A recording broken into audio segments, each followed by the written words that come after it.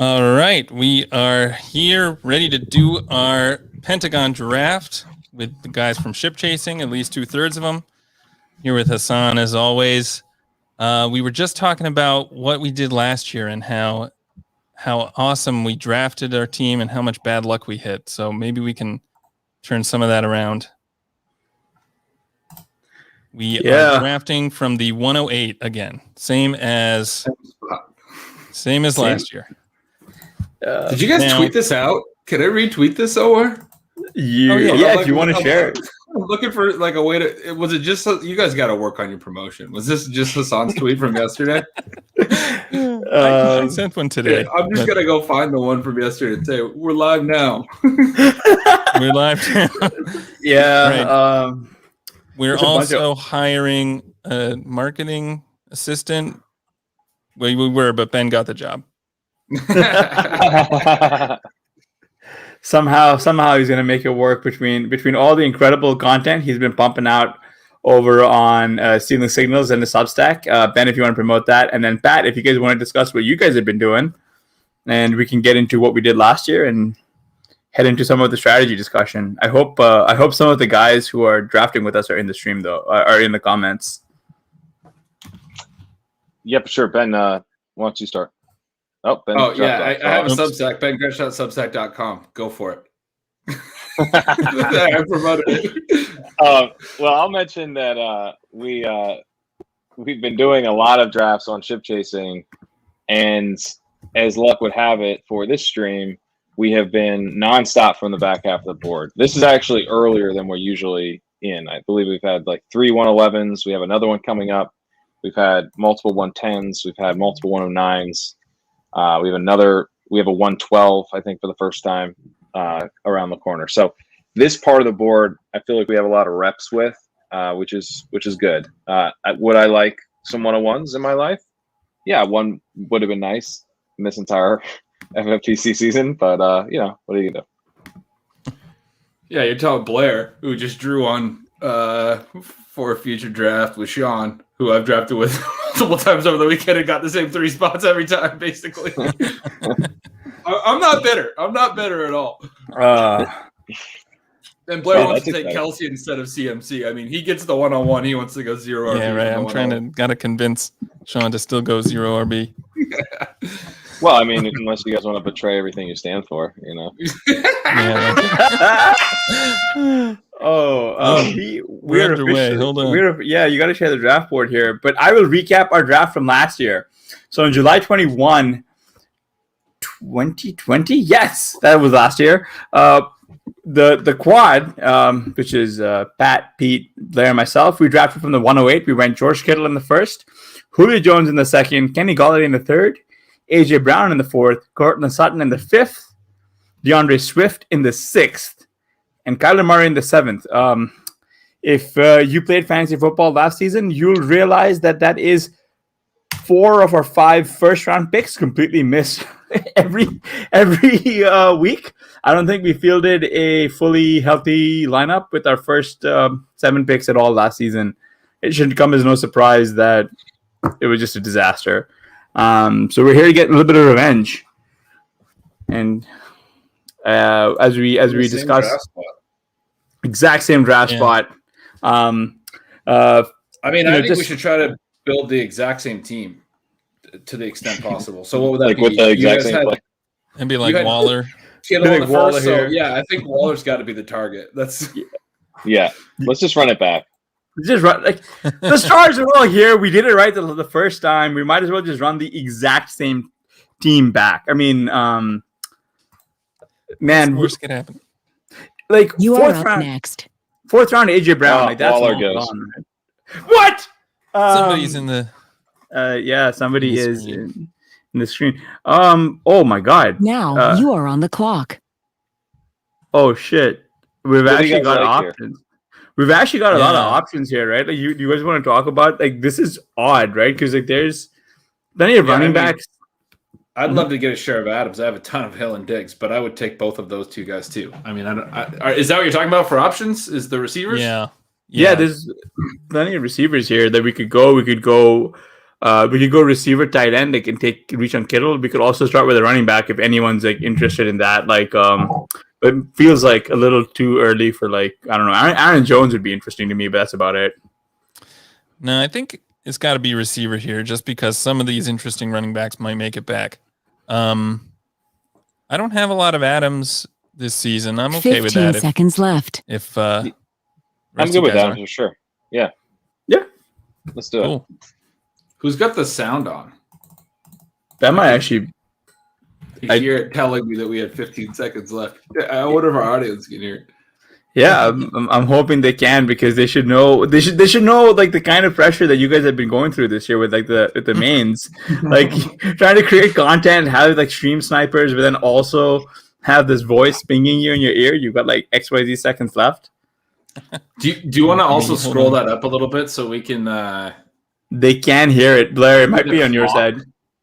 Yeah, Yeah, there we go. Yeah. All right. There we go. Now we got the clock. Ben really likes the clock. I mean, I just want to know if we have 10 seconds or 50 seconds when I start going into my spiels. Yeah, that's to Jeremy, Pete. I think he was buying a Ferrari. He said he's going to be a little late. Lamborghini, Yeah. I believe. Oh, there we go. He's driving 90 minutes right now, so you know the dealership wasn't nearby. Yeah, I mean, you got to go. I mean, when you get a brand new car that's like a sports car, you just have to do it. All right, so no one knew we were really jumping in this draft together. So it's really weird seeing all this yellow on the board this early. Which is putting me a little bit on tilt. These guys. I don't know. I wouldn't worry. None of these guys were going to get back, and so it's really a matter. Like I think we're about to see Aaron Jones. We're definitely about to see Zeke. We're going to see Barkley go. We're going to see Taylor go. We're going to see Gibson go. Like all these guys are going to go.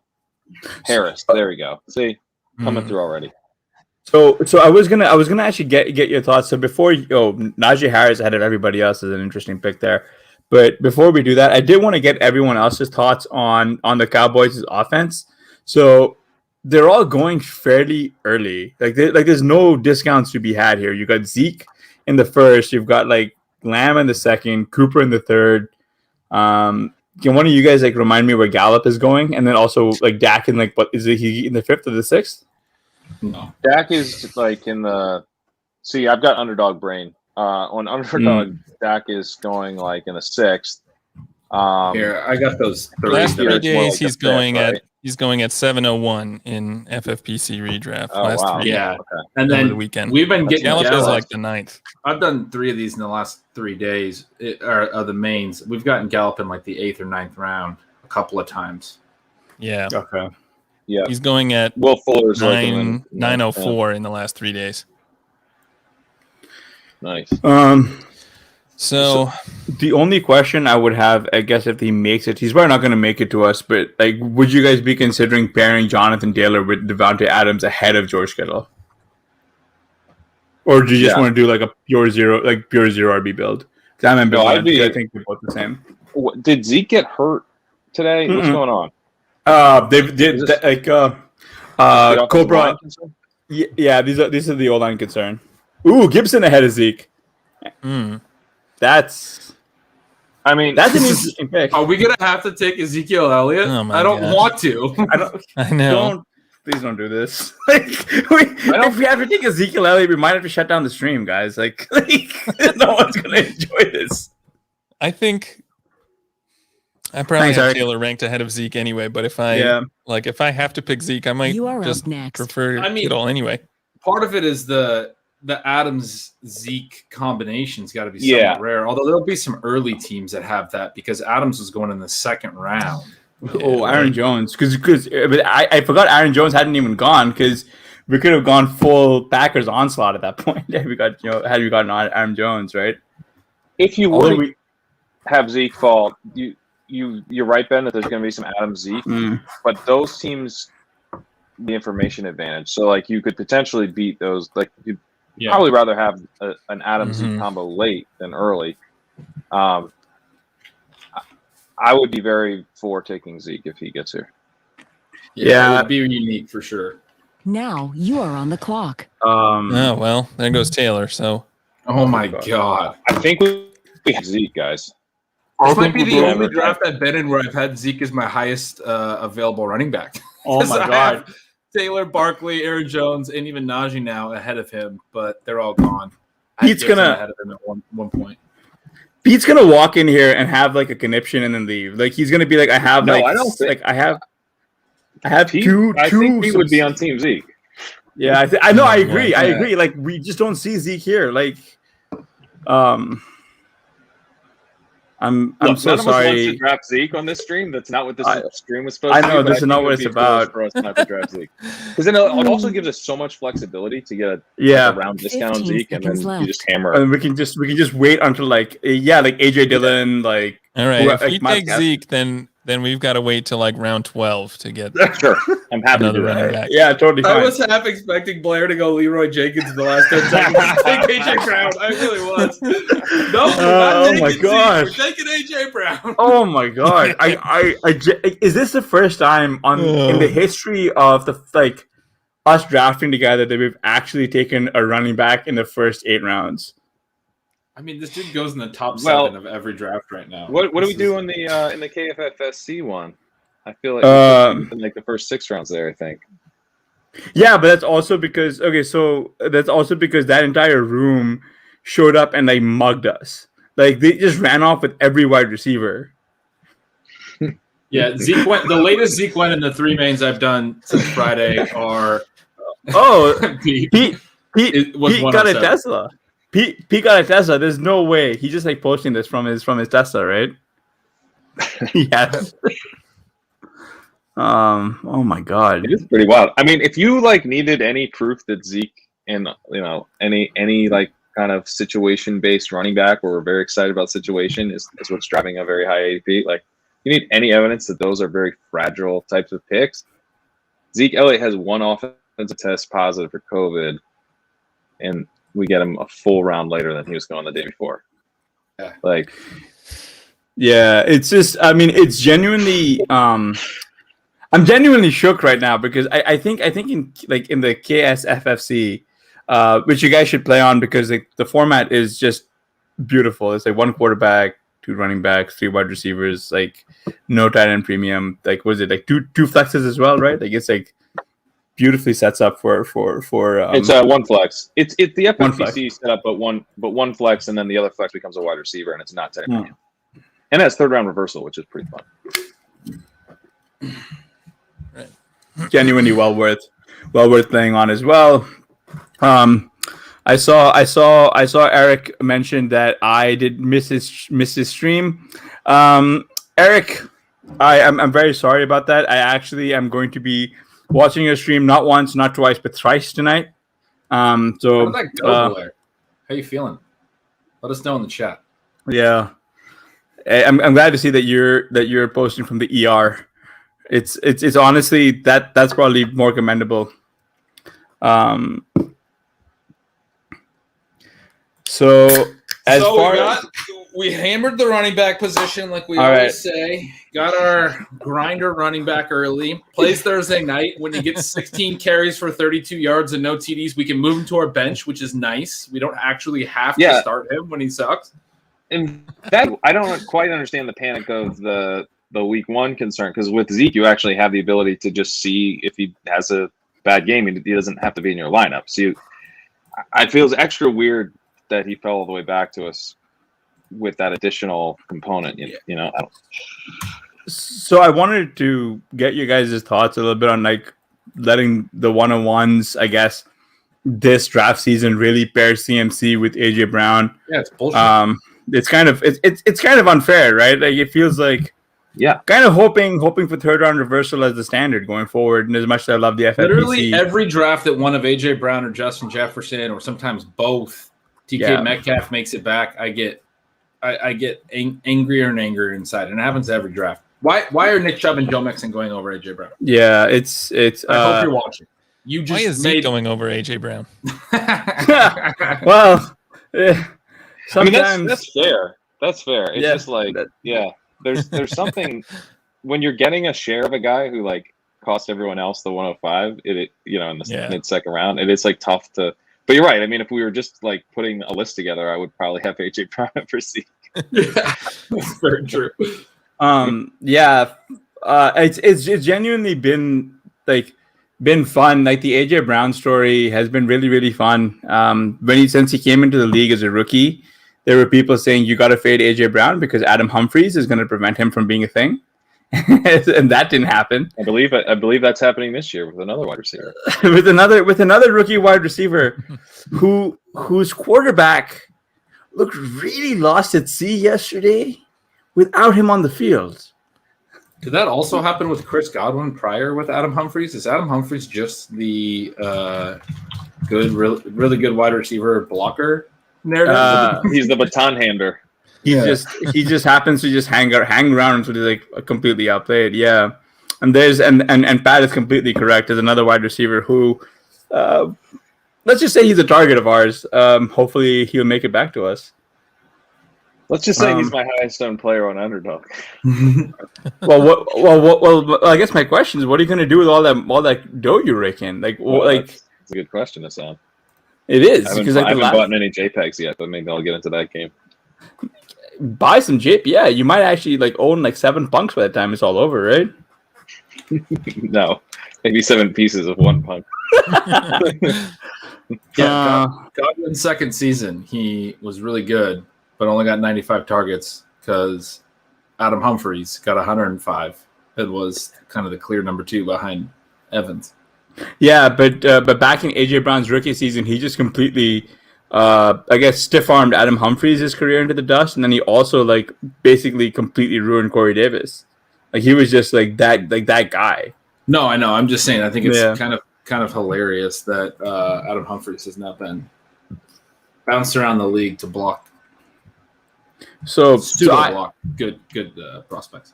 So I think Blair has a second team in this, and I think he's drafting out of the 104 guys against us. He's got his own. He's got his own squad. Yeah, it's a nice start. There's a couple nice starts here. Yeah. You do always want to, not get too worried about these early starts because a lot of them will include Myles Gaskin very soon, and then they will also include Chase Edmonds, and they'll also include, Trey Sermon, and we'll start to feel a little bit less worried. That's a pretty aggressive. So, just for those of you who are listening on this via pod, just some housekeeping items. We are going to be pivoting the fantasy football report over into a live stream on Sunday nights.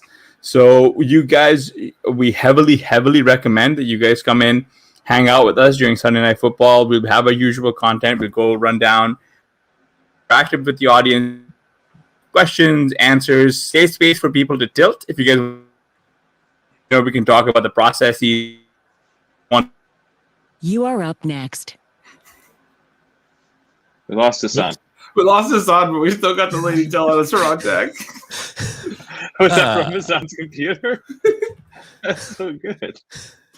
Now you are on the clock. What a great feature. It still comes through even if even if his live stream's frozen. Right. What are you guys into? We're on the clock. I thought Liam might make it back. That would have been so fun. That would have been fun. I don't know. Do you guys think this is too early for Hawkinson? No, that's one of the 2 players that I would suggest. All right. Let's do it. And Hassan does not get a vote. Pitts is the other way to go, but I have Hawkinson. Yeah. I have both of them. I have right about here. I like both a lot. We just had Pitts land to us most recently. Happy to go Hawkinson. All right. Let's do Hawkinson. Let's do it. I mean, the thing that's kind of interesting about Pitts is that Atlanta maybe is not going to run the ball at all, given their personnel. Mm-hmm. So I don't know. Right, but Hassan, I believe you have some thoughts about Kyle Pitts. More like Kyle Shits. Take that. Funny last name. No, I actually have been loving getting either of these guys here. So I'm actually kind of happy. Kyle Pitts, I've seen a lot of people come off of him because of a preseason where he was literally non-existent. That's what we want. Mm-hmm. Yeah, there you go. right? Like that's what we expected to see. Like Team 109 is doing a pretty good job drafting. Yeah, Pitts regularly goes ahead of Hawkinson, but I think It does. it's fine to take Hawkinson. I actually got my internet's been for some reason pretty unstable tonight, which is kind of sad. I expected more from my internet service provider, so I might have to go and throw hands tomorrow. Just some poor like low level employees are gonna get like the full experience tomorrow of just me pulling up to throw hands. So one of the biggest things, at least one of the biggest bummers for us last season, was we chased James Robinson on waivers. We weren't aggressive enough. And I'm going to hammer that because we were talking about him in our chats. So we were kind of a little early on him, and it feels like because a lot of people were good at getting him on waivers, he's kind of jumped the shark a little bit. He's very, very good, a really robust talent, and it's just a real shame for Travis Etienne, who I was fully ready to make our RB1 essentially, kind of like he was like going to be in a DeAndre Swift price range where you could have felt comfortable with him as your RB1, him or Kareem Hunt this year, and you would have been fine because running back, in my opinion, feels really, really deep this year. I have completely destroyed a lot of my best ball teams as a result. RIP, about 35% of my bankroll. Yeah, we did a big dog team with Eric Bynfor and did not remember, but went back and realized we had ETN on that team. So yeah, I mean, at the time, just at the time, it was a very, very good pick because like they were going like back to back, and it's a really, really sharp pick there. Yeah, my first main, I only took one running back in the first, I think, 10 rounds, and it was ETN, right? Fifth round ETN 2 days before his injury. It was very, very hard to just be buried 2 days after the draft. It's very humbling. And you really and just to be clear, as the zero RB as zealots that we are, we do not like seeing exciting young talents get hurt, right? I mean that shouldn't. Yeah, obviously, we're not rooting for anybody to get hurt. Yeah, and as Pat has explained in his stuff, and Blair and Gretch, like we really are just looking for guys who provide standalone value, because that's really you're looking to just sort of stay afloat at that running back spot, and you're just hoping to get those ceiling games out of your wideouts, because they really are capable of those just absolute 50 burgers. Well, I think the other thing that's interesting, you hear a lot of people talk about where the best running back seasons come from. Pat has done an awesome series on that. The thing that I think is really interesting is not thinking about, like, during draft season, we're trying to find the best players. Where do the best players come from? But not thinking about your running back spots in terms of individual players. Because when you go 0 RB, you're thinking of how many points you can get out of your 2 RB spots. And in some weeks, that's going to be like me, Pat, and Pete in the Ship Chasing Listener League just took Jerick McKinnon. I made a joke. He's probably going to be our best. We took a couple other running backs earlier, and he's probably going to be our best running back if CH misses any time for those given weeks. I'm like, that's sort of the point, is like you're going to have guys like that. I think Jerick McKinnon's going to have a pretty high ceiling if CH does miss. Say he just misses 2 or 3 weeks at some point. You're going to have a really nice ceiling there. So you get the points that are available to you. You have some stopgap solutions, like you were saying, the Devin Singletaries or whoever. So, yeah. The chat probably knows who we're going here, by the way. The chat really knows who we're going here if he falls to us. So this would... I think the point you make about the running backs, you're trying to just fill those 2 running back spots, and you're basically taking some stabs on guys that could end up being the guys to fill those spots, or they may not be those guys. I'll finish that point after we decide who we're picking. Yeah, we're just waiting. Oh, yes! We're on the clock. All right. So DJ Moore? Yeah, DJ Moore, I think, right? Yeah. That would be my pick. Blair, what do you think?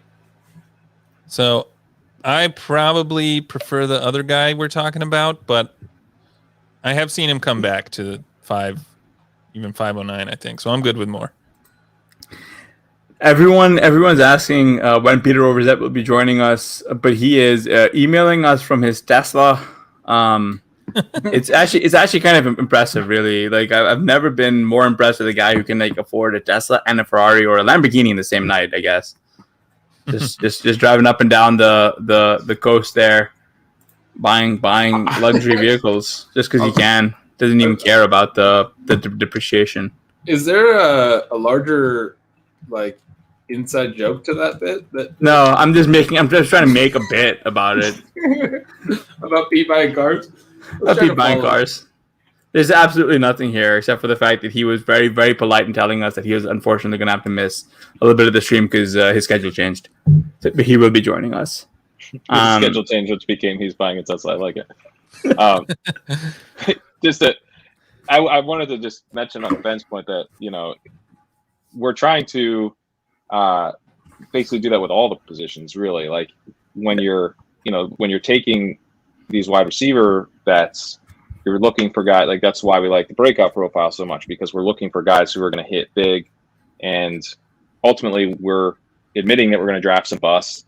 We're admitting that we're going to draft some injured guys, and so we're swinging for home runs throughout, knowing that we're going to miss on that. And the reason it takes so many wide receivers, and in this format you can include tight ends in that, is because we're first and foremost worrying about filling those two flex spots. So it's just like a deprioritization of the two running back spots compared to the flex spots.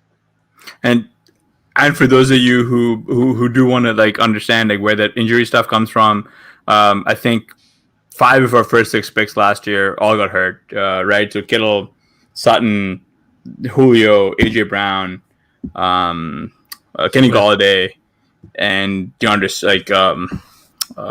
Swift, they all missed time. Yeah.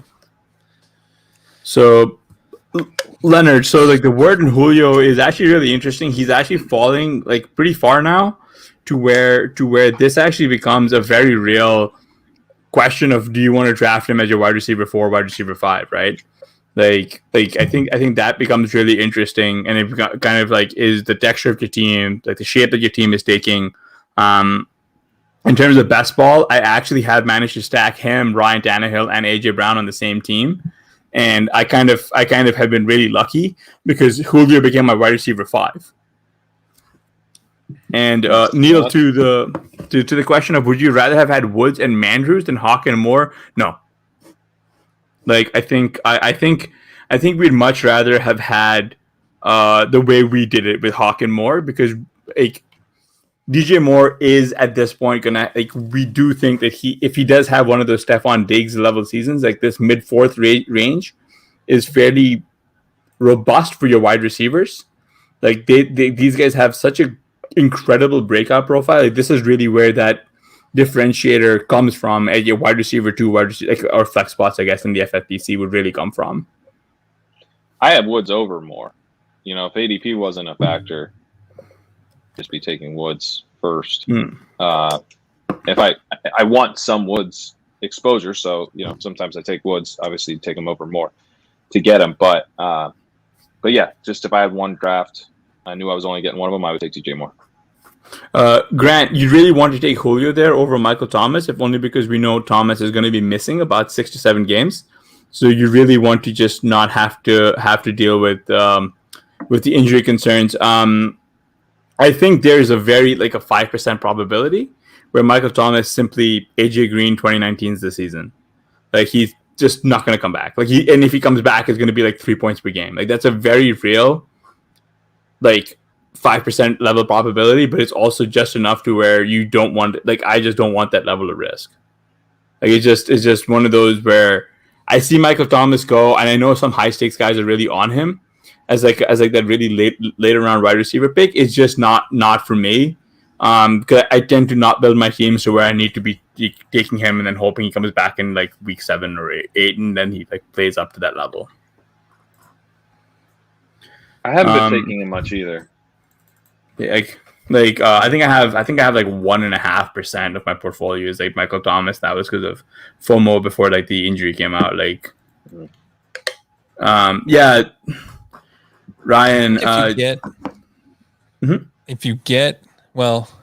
if Thomas does come back, like based on what he did when he was healthy last year, it seems like he would probably get the targets and would have some some serious upside. So I mean, if he falls late enough that that it's a small loss if he doesn't play at all, then kind of okay with that. Like, I don't know.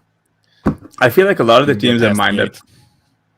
I feel like a lot of teams that take Michael Thomas are like the wide receiver needy teams, right? Like, and so they kind of like they're loading up at other positions and then punting wide receiver because they can't get Michael Thomas late. Then it's like, oh well, you got to wait until week 8, and like that really doesn't work in a format like the FFPC, like especially in the football guys or the main event where everything is so front loaded. Like by the time you get like any production out of this guy, you're 2/3 of the season done. Like, Godspeed.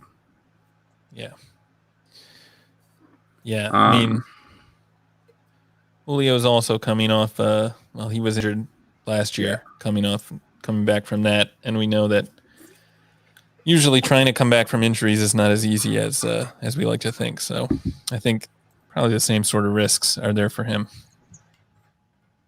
Ben, Pat, what are your guys' thoughts on Julio or any of the other guys here?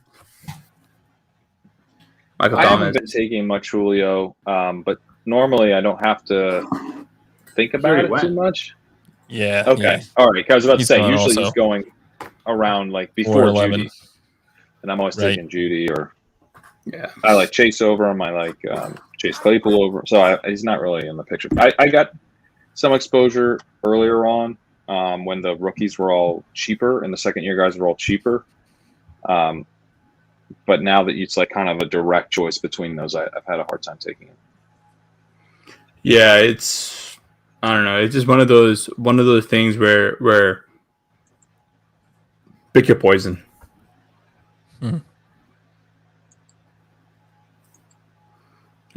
Josh Jacobs is your RB1 for the 104, and that's why you don't lust after teams early. Kelsey, Justin Jefferson, Allen Robinson, Amari Cooper, Josh Jacobs. Josh Jacobs. Yeah. So I wanted one, to Actually, the 101 8. had the nice 2-3 turn and then took Gus and Adam Thielen, which was man, where is? So I wanted both to of those ask you guys guys. were a tier lower than my next 6 best running backs available and my next 6 best available running receivers.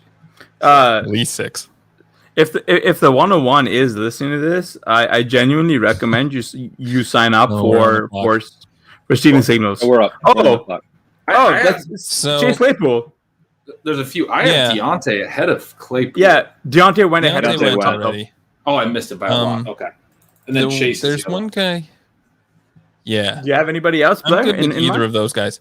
So there's one guy that we like to get who sometimes doesn't make it back around, and we really like to get him. I think he's we also should. in the queue. I think he'll be here. I I think it's one of the chases. I think it's pick our chase. Yeah. Yeah. So let's go with. Go ahead. I was You might gonna just say pick let's this go one. with. I was gonna say if we go with Claypool, we can look at one. We can either look at if we go with Claypool, we can look at just doing naked Burrow really late because he's been like falling in for some of these reasons. But why 5 seconds. naked? Why would we do that if we want 3, Burrow? 2. We Pick got one. Claypool. Oh, we got Claypool. Okay. All right. Hassan- So then. Hassan was just a- stalled so he could get Claypool. that was the backer right An idea that literally throws our brain. So What if so we so take so. Chase Claypool and then get naked Burrow? We're and like, then get the quarterback of the other guy that we're talking about. Yeah. So then And then you we all get. just sat there and watched the clock tick down to 0. So then you get so you're kind of covered by getting some of that exposure to that offense, right? Not necessarily having to stack it in this format. You don't have to worry about the start sit, but then you also are getting Chase Claypool. Fun fact: No, Chase. I think if you want Burrow, take Jamar Chase. That's what unlocks the big season. Yeah, but I mean that's true. But I actually think it's possible Burrow has a good season and Chase maybe is fine. Chase isn't someone you need. Yeah, I think it's Jamar. possible. Yeah. Yeah, because Like, I'm betting on should Burrow. be going in the top 5. Oh, look at this! Look at this world we're living in. Laviska Shenault. That's what I'm saying. There you go. I was saying he probably wasn't going to come back around. Yeah. So I was actually. Who did this? That's actually a very good team, man. Whoever's drafting 109. Hang on, Pete. They're copying us. I know you must have a hot dog suit. Please swing it when you come on the stream.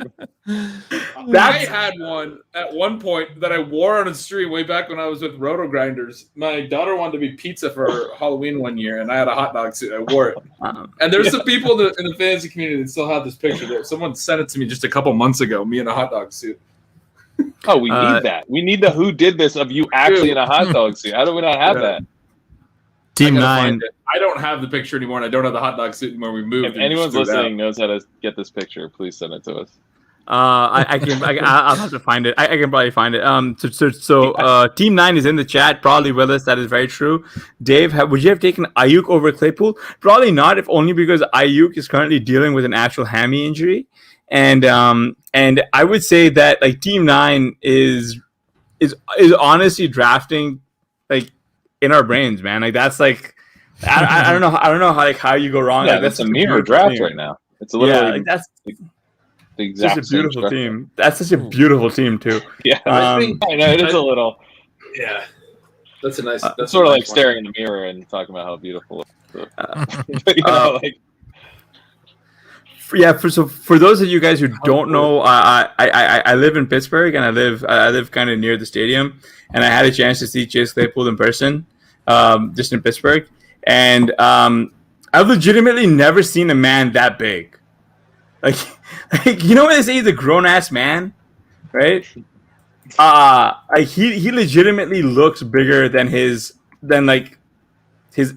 team suggests he is, right? 6'4", 238. He looks way bigger than that. He takes up way more space than you think he would standing outside.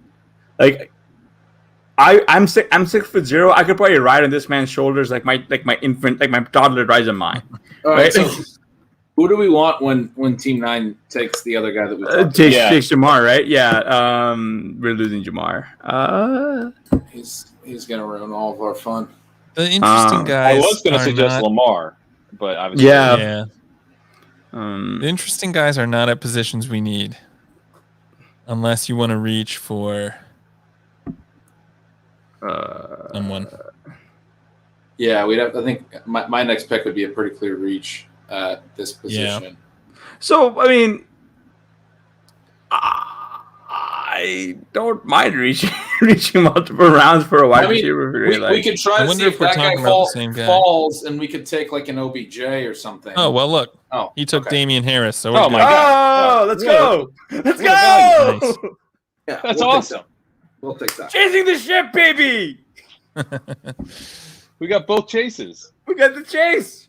This is all chase team. Connection. Hey, we might still be able to get Edmonds in the 7th for Pete. No, he went at the 6th. He went at the start of the 6th, right there. Yeah, right there. 601. Yeah, just to reinforce Pete's point of how great a value it was, he went at the 601. Yeah. Oh man, what a great value. I'm still thinking about what a great value that was. Yeah, that was actually so legitimately for any of you guys who are somehow watching the stream but haven't followed ship chasing, I genuinely recommend going back and rewatching these guys because they've all drafted, unfortunately for them, and probably probably good for the FFPC because they're really teaching you how to draft and how to counterattack being stuck at the back in a snake draft, and their draft structures have been really, really good. We all know that you get this massive, significant disadvantage drafting from the back, and watching everybody here in the chat, just be these seasoned veterans from the 109, 110, which in my opinion is just the stone, just worst draft spots this season. Really, really lay it on. Just lay it on, man. Yeah, it's just I've done 8 names and 6 of them have been from the 109 or 110, and the 7th was the 111. So yeah, just emphasize how bad those spots are, please. Yeah, it really sucks because you don't have the benefit of the turn a little bit, right? Because you can attack that a little bit differently. So really watch these guys discuss what a falling value would look like and what a falling knife looks like, because there's certain trap values here. And that's why I wanted to go back to what the 101 did with taking Gus Edwards there at the 412. I really wanted to get your guys' thoughts here on the Ravens' backfield. And it feels kind of thin right now, right? They're not just going to go into the season with Edwards, right? I don't know. I think they might. Yeah. Because they have Tyson Williams, they have Justice Hill. Like, I think they'll be okay. They can add someone, post week 1 if they need to. What do you think, Ben? It sounds like they like Tyson Williams quite a bit, so I think they're probably happy with. I agree with they everything Pat said, and everyone has pointed out that like Edwards got the contract extension. They really like him. At the same time, like he's like they've had sort of not like clearly defined roles, but certainly different skill sets that they've used backs. They've done rotations. Like Edwards is a straight line between the tackles, up the middle runner. That's how they're going to use him. He'll probably catch a few more passes, but I don't know if Tyson Williams is apparently the same. So I've thought Justice Hill is sort of interesting to be more of an edge player and passing down player, but they also just might not do that. The issue is Lamar is that edge player. So the way that they run, if he keeps, he holds the defensive end on the edge on the read option. And so, yeah, I mean, like Gus Edwards is going to get a lot of carries. He's going to have a good yards per carry because of Lamar's presence. He's such a clear sort of trap back, dead zone back now. I mean, that's way, way too high to take him at 412, in my opinion. Well, the other thing about taking him at 412 is in this tournament specifically, there's a bunch of teams that have 11th and 12th round Gus Edwards, and you're competing against them. And so, like, as Christian McCaffrey team, you don't need Gus Edwards. Like, you need a guy you need the next Gus Edwards. Like, if you have CMC at the 101 and then you take Gus Edwards at the 10th, 11th round, his value shoots up. Now you're in real business. But you don't need to kind of like fill in RB2 with a low upside guy. Like, that's the exact opposite of what I would be looking for. And then you have the added component of you're also playing with one hand tied behind your back compared to the guys who have really cheap Gus Edwards shares. Yeah. Just before I give my pseudo hot take, I wanted to see. So Sam here, am I team Fant or team Edmonds? So one of the things that I do like about Edmonds is that there's like, I genuinely would prefer Fant over Edmonds, if only because there's a very clear tier break at tight end, and I think that there's like a significant positional advantage you get from getting those points over in your tight end, not just in FFPC but also in every other format, right? And there's like a structural edge to be had there, if only because Edmonds' points are kind of replicable by others at the running back spot that we just might not know or we've drafted already, right? Like, so there's kind of an irreplaceability factor there, at least in my opinion. My hot take that I was working on before Michael Dubner very nicely wrote mine for me was that Lamar Jackson might actually be top 5 in pass attempts this season. Whoa! Yeah. Please tell me that story, because that's a world I want to live in. Serious. Yeah. So that's like the hot take, right? And it's realistically because this team has dedicated quite a few resources over into the wide receiver position. Defense, it's the first string, relatively strong. Second string, not as great. You can see a handful of injuries at key defensive positions that really forces the team's hand to have Lamar actually open up the football. Rashad Bateman, sure, he's going to miss the first 3 weeks, but then going on after that, we should expect him to come back. He was turning heads in camp. Mark Andrews hopefully will be healthy this full season, so you're going to have someone who's a very well-accomplished pass catcher, and same with Marquise Brown. And then on top of that, you've got ancillary talents like Tillman Wallace, Devin Duvernay, like all these guys. They've got a fairly deep why does that? They're talented at receiver, right? But why does that mean that they're going to go from 406 pass attempts, which was the fewest... hang on. Michael Dunn was in the chat and says that it's not his take. Yeah, that's not his take. This is my take entirely, right? Like this is my take entirely, and I genuinely see a world wherein you like, and again, it's a hot take. It has to be out there, right? Like, you can see a world where Lamar Jackson is forced to air it out, if only because the Ravens happen to be trailing, and the way they currently play is not suited to be playing from behind the way that they actually are. Like they will have to be more aggressive. I think with Dobbins being out and everything else you said could lead to a lot more passing than especially I was thinking earlier in the offseason, because I know, like, Pat and I have talked about it. It's going to require a lot, right, to get to that, like, hot to get to top level. 5, you're absolutely out of your mind. If you get to league average, that's a massive game. That's a massive game. If they end like 27th in the league, that would be huge. That would be a huge game. Yeah, but it's just out of the bottom 5. That's a hot Yeah. take. Yeah. That's a hot Yeah, take. that was the one that I was having difficulty really supporting. So just went with Alvin Kamara. It was going to be the RB1. It's a little bit easier to defend Yeah, that's than a little easier. than this like massive leap. But that's the one that I really wanted to write up because, man, if you squint, like you can really see it, but it requires Yeah, a I think lot your of eyes like are closed. faith to I get think there. The Your eyes are closed entirely. Me truly just. Close your eyes on that one. You buddy. think you're squinting, but your eyes are closed and you're dreaming. Hey. I've You've been seen, asleep for hours. man, we're getting into like true like crazy take season, right? Like Davis Maddock on your stream mentioned he saw like Russell Gage, who everybody wants Kyle Pitts to be. I don't know about you guys, but like I saw some guys pumping Mekhi Becton on the Titans as like the guy to own behind Derrick That's an Henry. offensive lineman. No, Right? I no. think it's Makai, isn't it? Yeah, Whatever and that it's not guy's Becton name either. is. Whatever that guy's No. name is. Whoever it is. Becton's I- a lineman. I've seen some who truly you mean, crazy though. takes. That's I've solid. seen some truly crazy takes. So like why not just let your freak flag fly a little bit? You know what I mean? I love it. I love You it. got buzz for like one day in Titans camp. Who are we even talking kept him. about? I don't know. What- I what forgot player? his Becton name. was a first round pick left tackle for the Jets last year. So. Okay, so that's not Yeah, who we're talking that's about. not who we're are- talking who are- about. Whoever the backup running back It's is. Makai something else. It's I've seen the He name. begins with a T. Mekhi Sargent. There you go. Mekhi Sargent. Oh, yeah, Sargent. Sargent. Okay, Yeah, now yeah. There Yeah, you go. Sargent. Because they have, I think McNichols was on the COVID list, right? He's back. Yep. Yeah. Oh, he's back. Okay, so that's why Sargent was getting a little bit of. Yeah. Tyler Croft, top 8 tight end. I mean, I've seen that crazy take floating That's- around. I don't know who that's- said that, but I don't know who Baby- it said such a thing. Baby face killer. Baby face killer. That's all I'm gonna say, man. Ooh. Kenny It's a little bit Galladay. of a ADP. I don't know if we're trying to scoop value or not, but Oh, there's one guy I Largely- really like here. okay. Yeah, I That's got a it. pretty clear target here. Blair, is it the guy that you're liking potentially if Chase went in the It was- last round? Yeah, it was the guy I would have Yeah. felt okay reaching on. Right. That's why I thought I he think might we're come talking about back. the same guy. We got to be Yeah. talking about the same guy. I thought he might make it back. We'll see. I'll be hopeful very here. honest. I'm hopeful here because Yeah, Ayuk is already on Michael this Carter roster. goes- The picks in. Who went? Michael Michael Carter. So the guy I'm talking about is Debo. Right. Debo, yeah. I thought. What if about- they already had Let's do Ayuk? it. They probably wouldn't take both. What about Trey Sermon?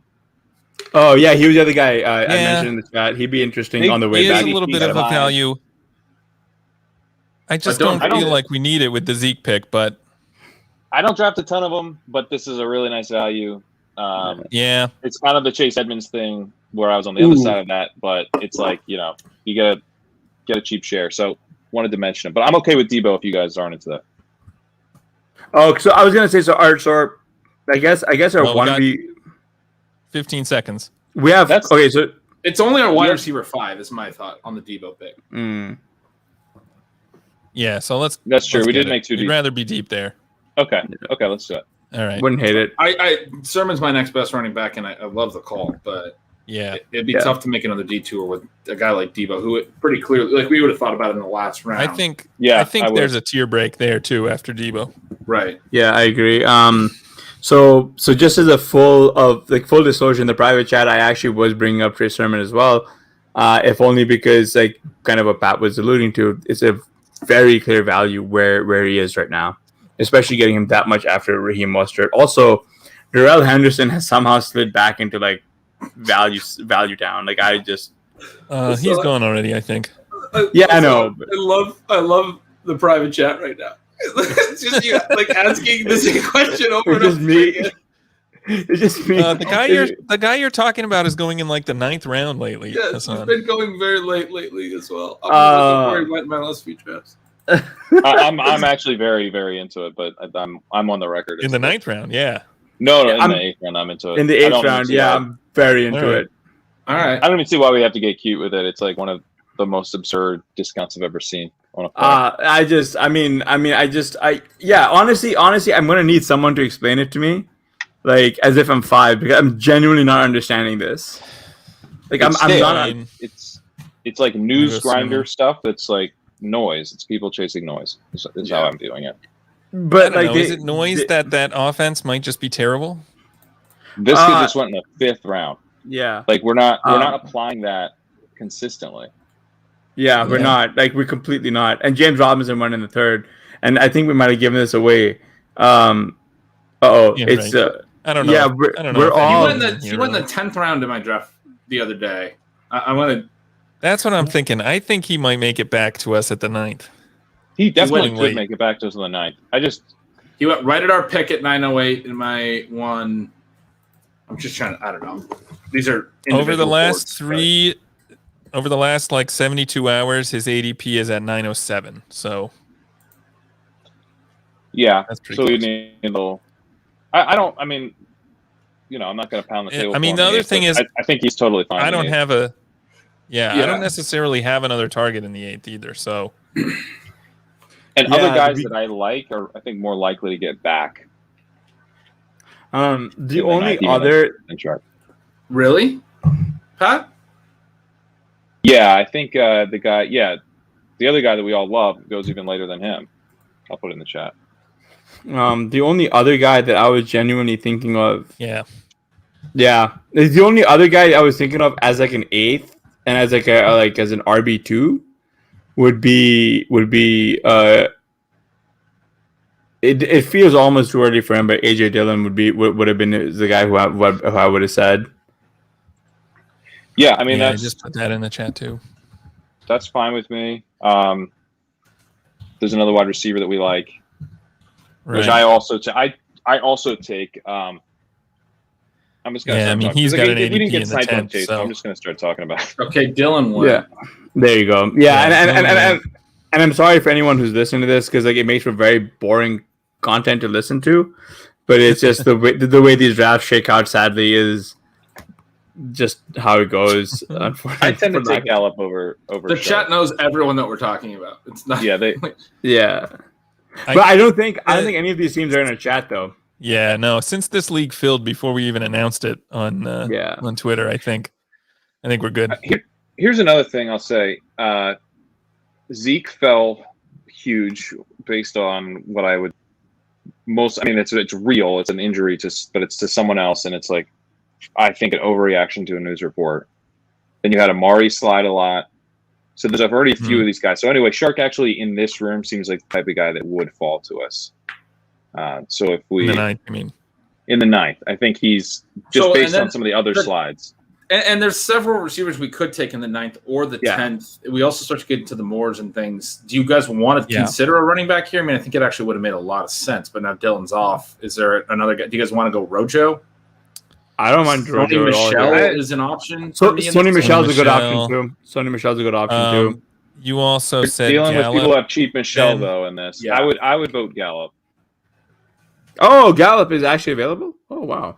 Yeah, Gallup's the one that would be my kind of sort of my clear pick, but oh yeah, no, let's do it. I feel like I take him in every draft right now. I don't know, like he's pretty easy to pick here. He's part of the big 4. Do we want to just go Gallup? James Conner, Zach Moss. Yeah, those are all 9th, 10th round picks to me. Yeah, right. Because then we can just we can go Gallup, and then we can see what happens with DJ Chark. And then we can just puke green. I feel like we're gonna want to keep pissing yellow when we get back at 9 and maybe even in 10. So we're gonna this isn't a best ball team, so we don't have to. Right, we get a couple running backs, we're good. Yeah, it's ready to just roll out Zeke and like Jarrett Patterson in week 1 and just be good with it. There you go. I would love to start Jarrett Patterson in week 1. Um, Probably scores 30. Yeah, you all saw Barry Sanders was out there pumping him, right? So it's look, man, game recognized game. Barry Sanders recognized someone who he thought was going to be better than him, and that's just how it goes. There you go. Oh God, I also want to take Rondale, if only because I know that's the thing about when you take Gallup, then there's still a lot of. I mean, you got to. Jalen Waddle's still on the board. Devonta Smith is still on the board, right? No, gone. No, Devontae's gone. He went 7 and 11. Okay. There are more targets at wide receiver than there are rounds coming up. Is the problem? Right. That's like the issue. After us, we're a couple. We're interesting. Yeah. Yeah, Gallup's a really good pick there. I didn't even like. I've just gotten so used to ignoring. I don't know. Like I've gotten used to ignoring the fact that he's like a pick because it almost feels like auto selection for me because I've just been getting him a lot more than I thought that I would, which is not great. Me too. The fun thing about him too, we get the Thursday night game. If he's good, we start him. We bench, Jamar Chase in week 1 or whoever. We get that with Zeke too. Yeah, you get a little bit of Dallas correlation with him, the little stack without the quarterback, which I like. And you're not necessarily tied to Dak's health here, right? Like any concerns are like irrelevant for Thursday night. Oh, Sony Michel goes after Melvin Gordon. So Melvin Gordon going a little ahead of Sony Michel is kind of surprising to me. More surprising than it should be. I think that I don't know. I just can't imagine taking Sony Michel like even in the 8th feels early, right? We lucked out so nicely in the main event team with Ben, where we happened to interview Sean the night that we were in the 20th round, and he was like, "Why don't you take Sony Michel in the 20th round?" And then we all went to bed, and I was like, "We didn't ever discuss a pick." And I was like, "I guess we'll just we're gonna do what Sean said." And so we just put in Sony Michel, and then. We are printing, so that's nice. But you're dealing with teams like that, like in the 20th round, or he's on waivers in some of these early leagues. Yeah. So someone's going to get him literally for free. I mean, he's on waivers. If he's going to be the guy in LA, you'd rather have him even in the 8th, though, right? Than not. There's like okay, so we discussed a few weeks ago in our KSFFC draft was Michel in the 20th. Do you guys remember that? Or Michel is like a late round draft throw option? Yeah, I remember he came up in like the late double-digit rounds. Yeah, like towards the end, where I was like, "Oh, we should consider Michel." Like the issue that I have with like the Rams right now is they also they feel like they're also everyone here is priced at their ceiling. Like I would much rather have Darrell Henderson in this at the end of this in the 6th than Michel in the 8th. Does that make sense? Like the delta between those two should not be as thin as it is. If only because I genuinely am not sure how good this team is going to be. Like this team could just be really bad at running back, and then all of a sudden you've got Cooper and Woods as your smashes, which will explain why Pat has Woods pretty highly. Like it just there's real fear here, and then there's also the fear of Matthew Stafford re-injuring his back. And then that's completely that's it for like the Rams, man. Like that's just it.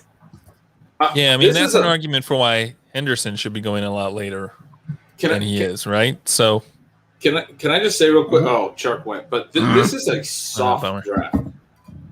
Like I don't care if anyone who's in this draft is listening. This is a soft draft. I've done mains the last few days. That you have a bunch of teams that only have 3 receivers right now. They're taking freaking Melvin Gordon in the 8th round when they only have 3 receivers. There's like how many different teams only have 3 receivers here? These picks are horrible. Like this whole range here is always receivers in a main event. And I heard someone say that because most of the sharper drivers have shifted over to mains at this point, they were doing FBGs earlier in the offseason. The FBGs get really soft right now. That would be that's interesting. That would be what I feel like I'm seeing right now. Personally. I mean, it feels pretty nice so far. Look at how many teams have 3 and 4 receivers at this point. It's just absurd. There's one that has 2. Good luck. Yeah, like it just is. I mean, I think because of the way the FFPC is structured, right, and the fact that you have 2 running backs, 2 wide receivers, and 2 flexes, people think you can get away with just getting 2 early round wide receivers, and you kind of can, I guess, a little bit, but I really don't think that that's what you want to do. I don't want to run that narrow of a or at least walk that knife's edge. We've actually don't even make sense. Like, how is Rojo still on the board? I mean, and this is kind of why. So, this is why I kind of wanted to commit. Like, Pat, help me out here. I don't know. Man. I'm just enjoying it, man. It's a nice. You guys have been drafting. You guys have been drafting. all right, cool. I'll just take this other guy I wanted. Oh, you guys don't want Jamar Chase? We'll take him too. This is sweet. Zeke Elliott in the second? Sure, why not? Yeah, what's happening?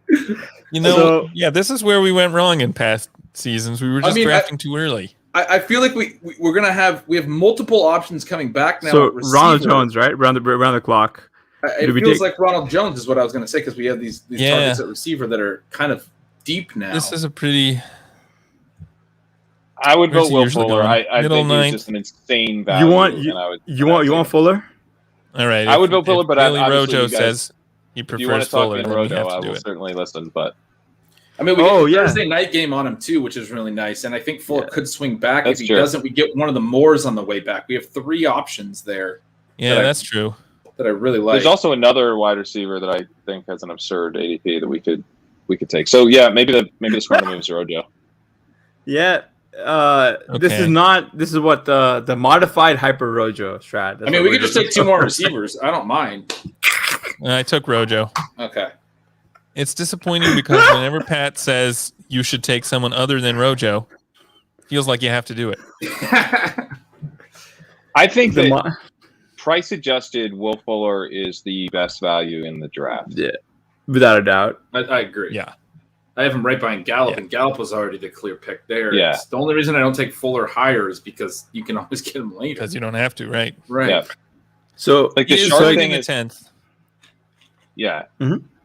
Like his ADP right now is 10.03, so he could get Okay. better. So I guess that. What? No, you were saying? No clip. Oh, No, I don't was have a clip. done. Go ahead. No. What I was gonna say was with FBGs, you want to either be drafting early or this late when everybody is like on their way to Vegas, like you guys are. Yeah. Well, apparently Which- Wednesday night's one of the draft, one of the key spots that some sharps will draft Wednesday night because they know people are literally in the air flying to Vegas. And this is Mhm. That might be when I have to schedule a draft. Sounds good. Yeah, there you go. yeah. Yeah. So I guess if you're looking to dip your toes into the FBG waters sometime next season, really wait it out because the off season is long and full of horrors. But you're treated to chase Jamar Chase in the 6th when he's going in like the 4th early in the off season. I guess people slide has been nice.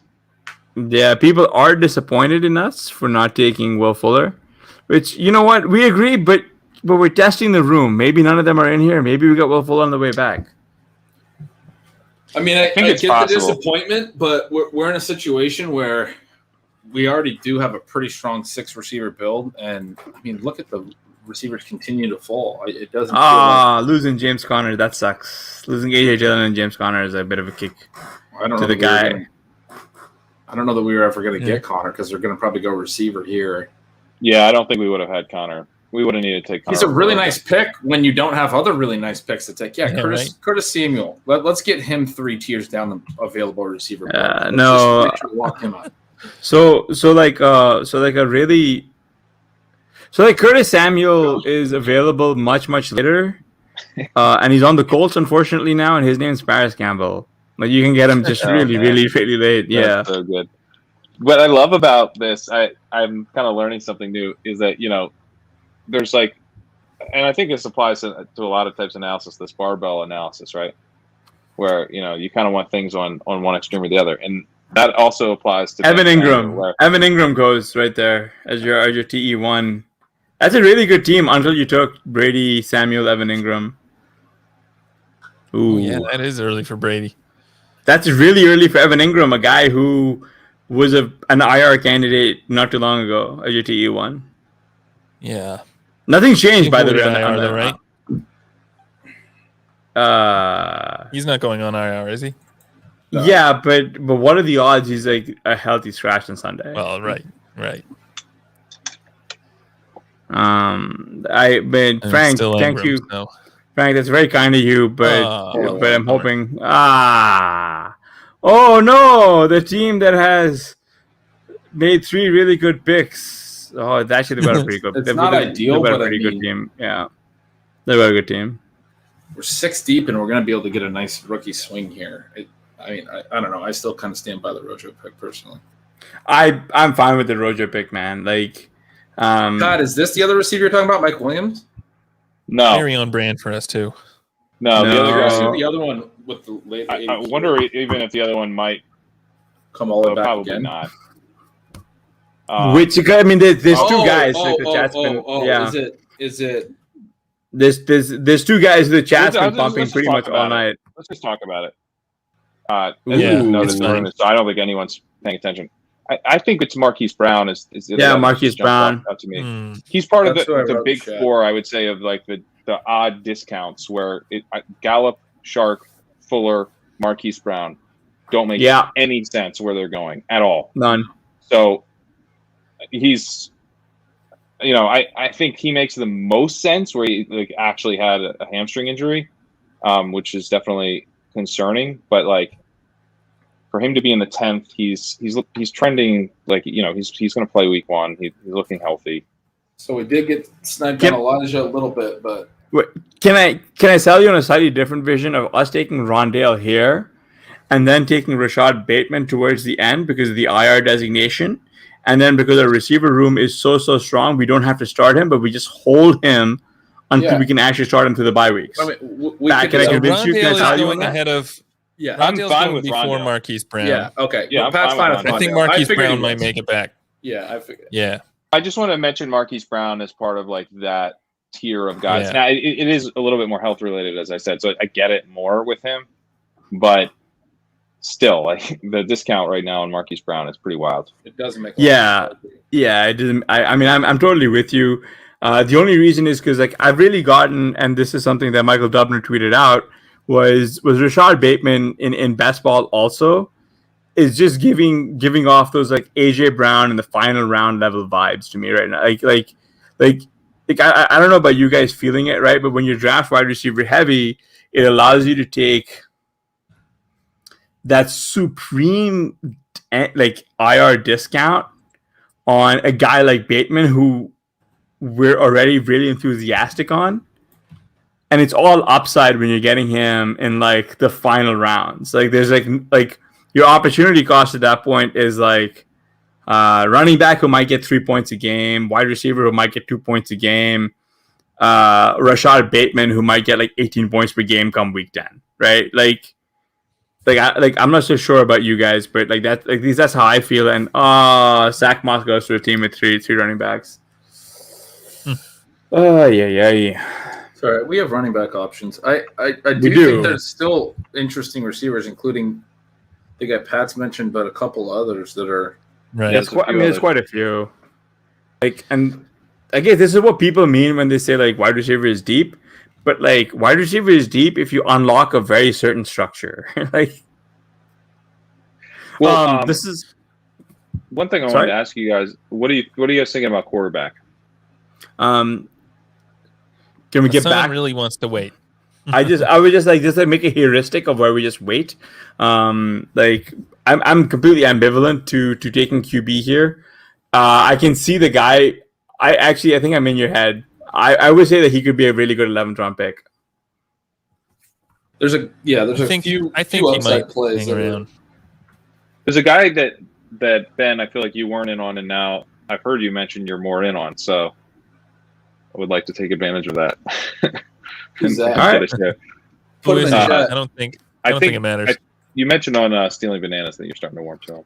So as you guys are like discussing this, I did want to point out Michael Dubner did Okay. point out this DK draft pick about entering slow drafts where they I have know that what you're 8-hour talking clock. about, yeah. That's what I thought you meant. Ooh.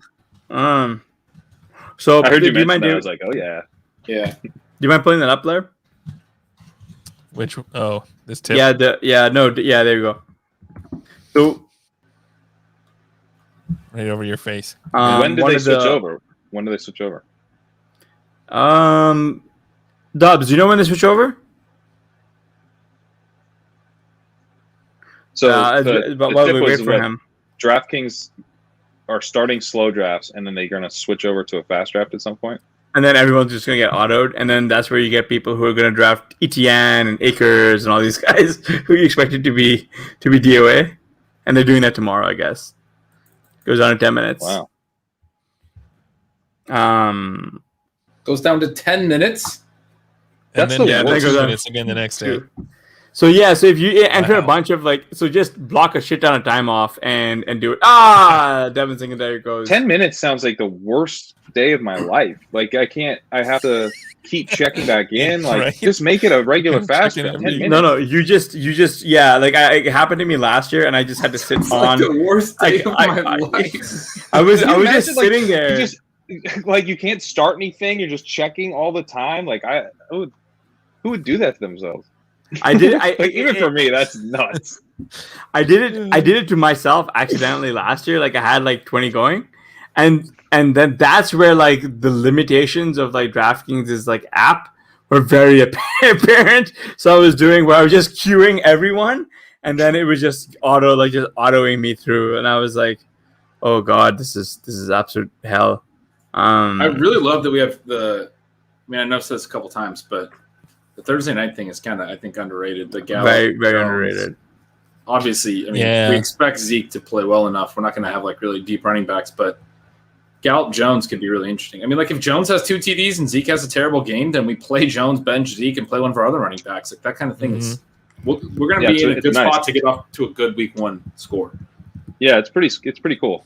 Man, I guess should just be like hammering Zeke, huh? Yes, exactly what I meant. I mean, it's fun. Like, what a team! And we got Zeke in the second round. Like, what's going on there, guys? It's wild. I did not think I would have any Zeke exposure in like any of the football guys, any of the FFPC leagues, and here we are. I mean, I'm genuinely kind of. It's definitely the first time we've done this. Like, is drafted running back, and so knowing our luck. Oh, by the way, knowing our luck, like any of you guys who've been drafting Zeke, like the 105 or 104, 103, 102, sorry, like just get ready for the worst season you've ever seen from this guy. So there's a couple good receivers that went. Yeah, Ruggs was someone I was hoping would make it. Yeah, Ruggs is another guy who have like his cost has really slid. There's really one guy who's a crazy value right here. There is Your favorite guy is just sitting out there, right? I know, Is that what you're talking about? I just put him in the chat, but Yeah, I knew that. Yeah. I knew you were going to bring him up at some point. yeah, no, Yeah. this is even though I would have reached for him a little bit at it's this point, he's a legitimately- value. It's legitimately insane that we can run that guy back. By the way, at a cheaper price point than we got him at last year, like significantly cheaper price point than we got him at last year. Yeah. Do you mind if I say who it is? No, not just yet. I'm just waiting to see because some of these teams are kind of wide receiver needy. The 104 did a really good job of. Well, and this is that was a team that I was praising, and now there you go. Well, That's Miko Hardman goes. Yeah, That we'd was have been an awesome value there. yeah. yeah. So like the one thing I do find pretty cool about the FFPC is that it has got that 2 running back, wide receiver, 2 flex. But a lot of people, and so you find people really not willing to like let go of their running backs, and then people just sort of check out for the season, and so you just have these like really good team like players. I really would wish that the FFPC would force teams or like high stakes players into taking a 3rd wide receiver in addition to We're on keeping the it to clock. flexes. We are. I put a guy in chat. What do you think of Ooh. Terrace Marshall? I like Terrace Marshall. I would There's- also nominate Jalen Hurts here. Value by 80. Yeah, Hurts Second is- highest yeah. value I'm by 80. thinking we could maybe wait on QB just because most teams have one. Yeah. And, I mean, is there a meaningful difference between Hurts and Burrow and Lance and Fields? Lance and Fields, I yes, would- because they're not going to start. Right? Yeah, because they're not. Yeah, right. Because you don't know when they're starting. I like him better than Burrow and better than Trevor Lawrence, but it's not like a gigantic difference for me. So if we want to go with Terrace Marshall here, I'm totally cool with that. Well, do if you we think, take Ben? Hurts, I would go Marshall over Hurts. I think it's a big tier at QB. Yeah. yeah, Tannehill's here, All right. Stafford's here. Those guys could go before Hurts. I mean, I'm warming to Hurts. You're right, Pat, but I wouldn't take him in that before all those other 5 guys that I think are. And then Yeah. he goes Oh, right, and there he goes. right behind us. Like it's Man. snap pick. That's crazy. I like him the most of that tier, but I'm also not like he's in that tier for me. He's not like a leftover from a previous tier. So Yeah. It's more like a preference within a tier thing, which sure. Don't mind missing him. Yeah. So in like the weirdest of ways, we might actually run some of the FFPC team back here if we go with a quarterback here, depending on who goes. Only one other team without a quarterback. Who did we take in the KFFC team? Burrow, and we had him paired with Jamar Chase as well in that. And in that draft, we actually had Jamar Chase, where we took T.J. Hawkinson here. Do you pull that up just for reference? Yeah. Do you guys? One of you guys who has the K? So we drafted the KSFFC. But one of you guys mind bringing him up? Ryan, I do know Hurst was the pick there, but there is, I don't know, man. Like it's a really good pick. Don't get me wrong, but like we heard pretty much all off season, the Eagles really want Deshaun Watson. The Eagles really want Deshaun Watson, and like Gardner Minshew is like a just nothing trade-in guy. But like this coaching staff, I will not be surprised if Hurts has a bad game and they're like, we're starting Flacco, and then they start Flacco for a half. And I like Hurts. I get the upside point that someone like Ryan would make, but like even Pat, who really likes him, was saying it's kind of in the same tier. The way I look at it, you take Fields or Lance, you get the exact same upside. You do have to fill the weeks that they're not starting, but it's not like you take zeros in those weeks. I mean, that's, again, goes back to the running back point. People think every pick has to be a 16-week pick and be the only player you play. What you're getting is late season upside. For Fields, I think it's going to be like 14 weeks. I don't think Andy Dalton makes it more than like 3 weeks. No, so you get 14 weeks of a very similar player, potentially more upside. I think Fields could be a better passer than Hurts. And then basically the same rushing maybe not quite the same rushing ability. I don't know, but to me, like you can make the same pick. I don't know why those rookies are falling now, just because like they're not starting week 1, which we already kind of expected all off season. Yeah, I mean that's just sort of the thing about like Jalen Hurts is he's like a really good value, like he really is. But like I'm like I really. Man, like I really see a world where like by week 4 you see the Eagles have always kind of cheaped out on trading away like their like draft capital because they love drafting just busts, I guess, like early on with their picks instead of like trading them away. I can see them not making a move for Deshaun as really being one of the ones where they tend to regret because they clearly had something in mind. Either Flacco is completely toasted, which I completely believe in, but I also don't think Gardner Minshew is particularly great. But I can also see the Eagles just being like, well, we don't really like Hurts either, right? Like, and you can just see that happening. That's why they held on to it first. I think if Flacco or Minshew's in the game for the season, it's on kneel down. I don't think they're dumb enough to play those guys. Those guys stink. Hurts is, Andrew, when do you think Hurts when do you guys think Lance starts? That's a really good question. I don't think Lance is going to start until probably mid-season. Oof. I think Fields is starting like week 3. I would hope so. Yeah, I would give Lance I would probably take the under or the over on Lance like at week 6. I'm getting a little bit not pessimistic, but just I'm losing some optimism that he's an early season starter. I think Fields is gonna. He could honestly start week 2. He probably won't. I think they'll let Dalton fail at least twice, maybe 3 times, but he'll come through for us there. So we're on the clock. Oh, sorry guys. What do you look at the chat? Hassan and Pat. Missed that part. Ooh, yeah. He was back at practice today. I do like that idea about the Thursday.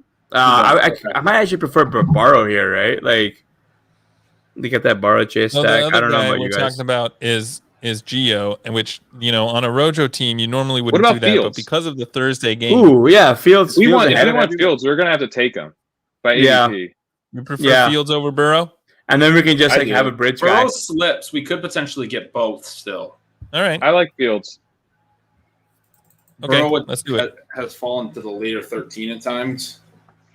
We tried that in the main. It did not work. but it could work here.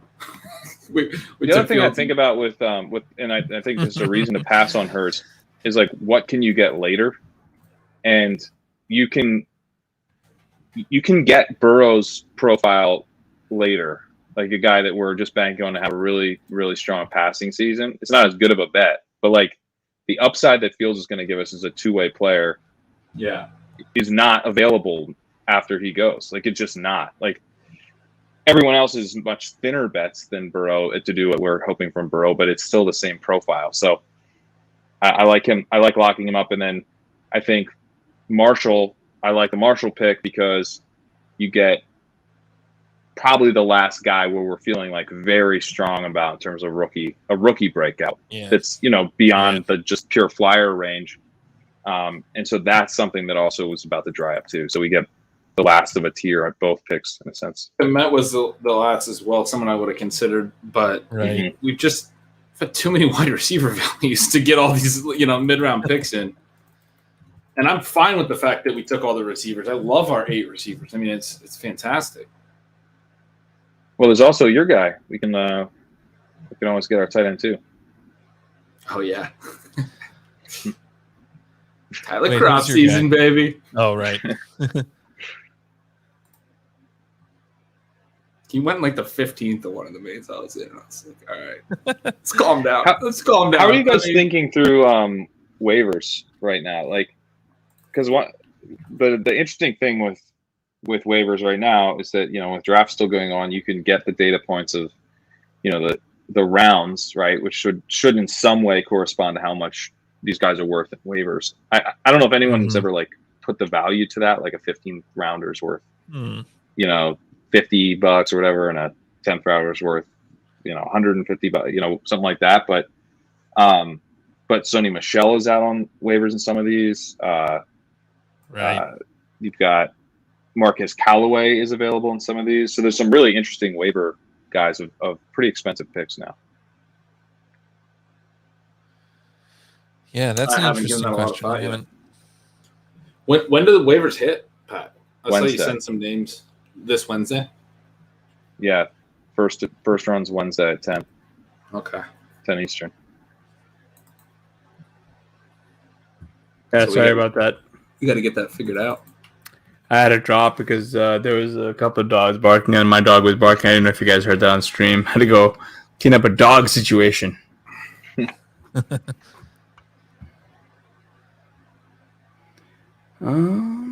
Let's see what's going on here. Just like so many absurd values right now. I know you guys got like you guys were like dealing with just straight up like I don't know, just dealing with mains, and you show up in here. It is kind of the time to just sort of hop in here. Like we might actually legitimately. I wonder if we get Burrow on the wrap almost. Yeah, there's a decent chance. I mean, you think his ADP lately is like end of the 12th. Yeah, 12, 11. So Yeah, obviously it's past that. Yeah, I actually okay. So like looking back on it, right? Like getting Rondale and taking Rondale and Darius Marshall where we did, and then like all the guys who go kind of after him, Shap, Brian. I can see the Brian Edwards gas, like the Brian Edwards helium. I don't know, man. Like I think like Hunter Renfrow is actually a better pick. I don't know. Someone back me up there. Then Brian Edwards. Mm-hmm.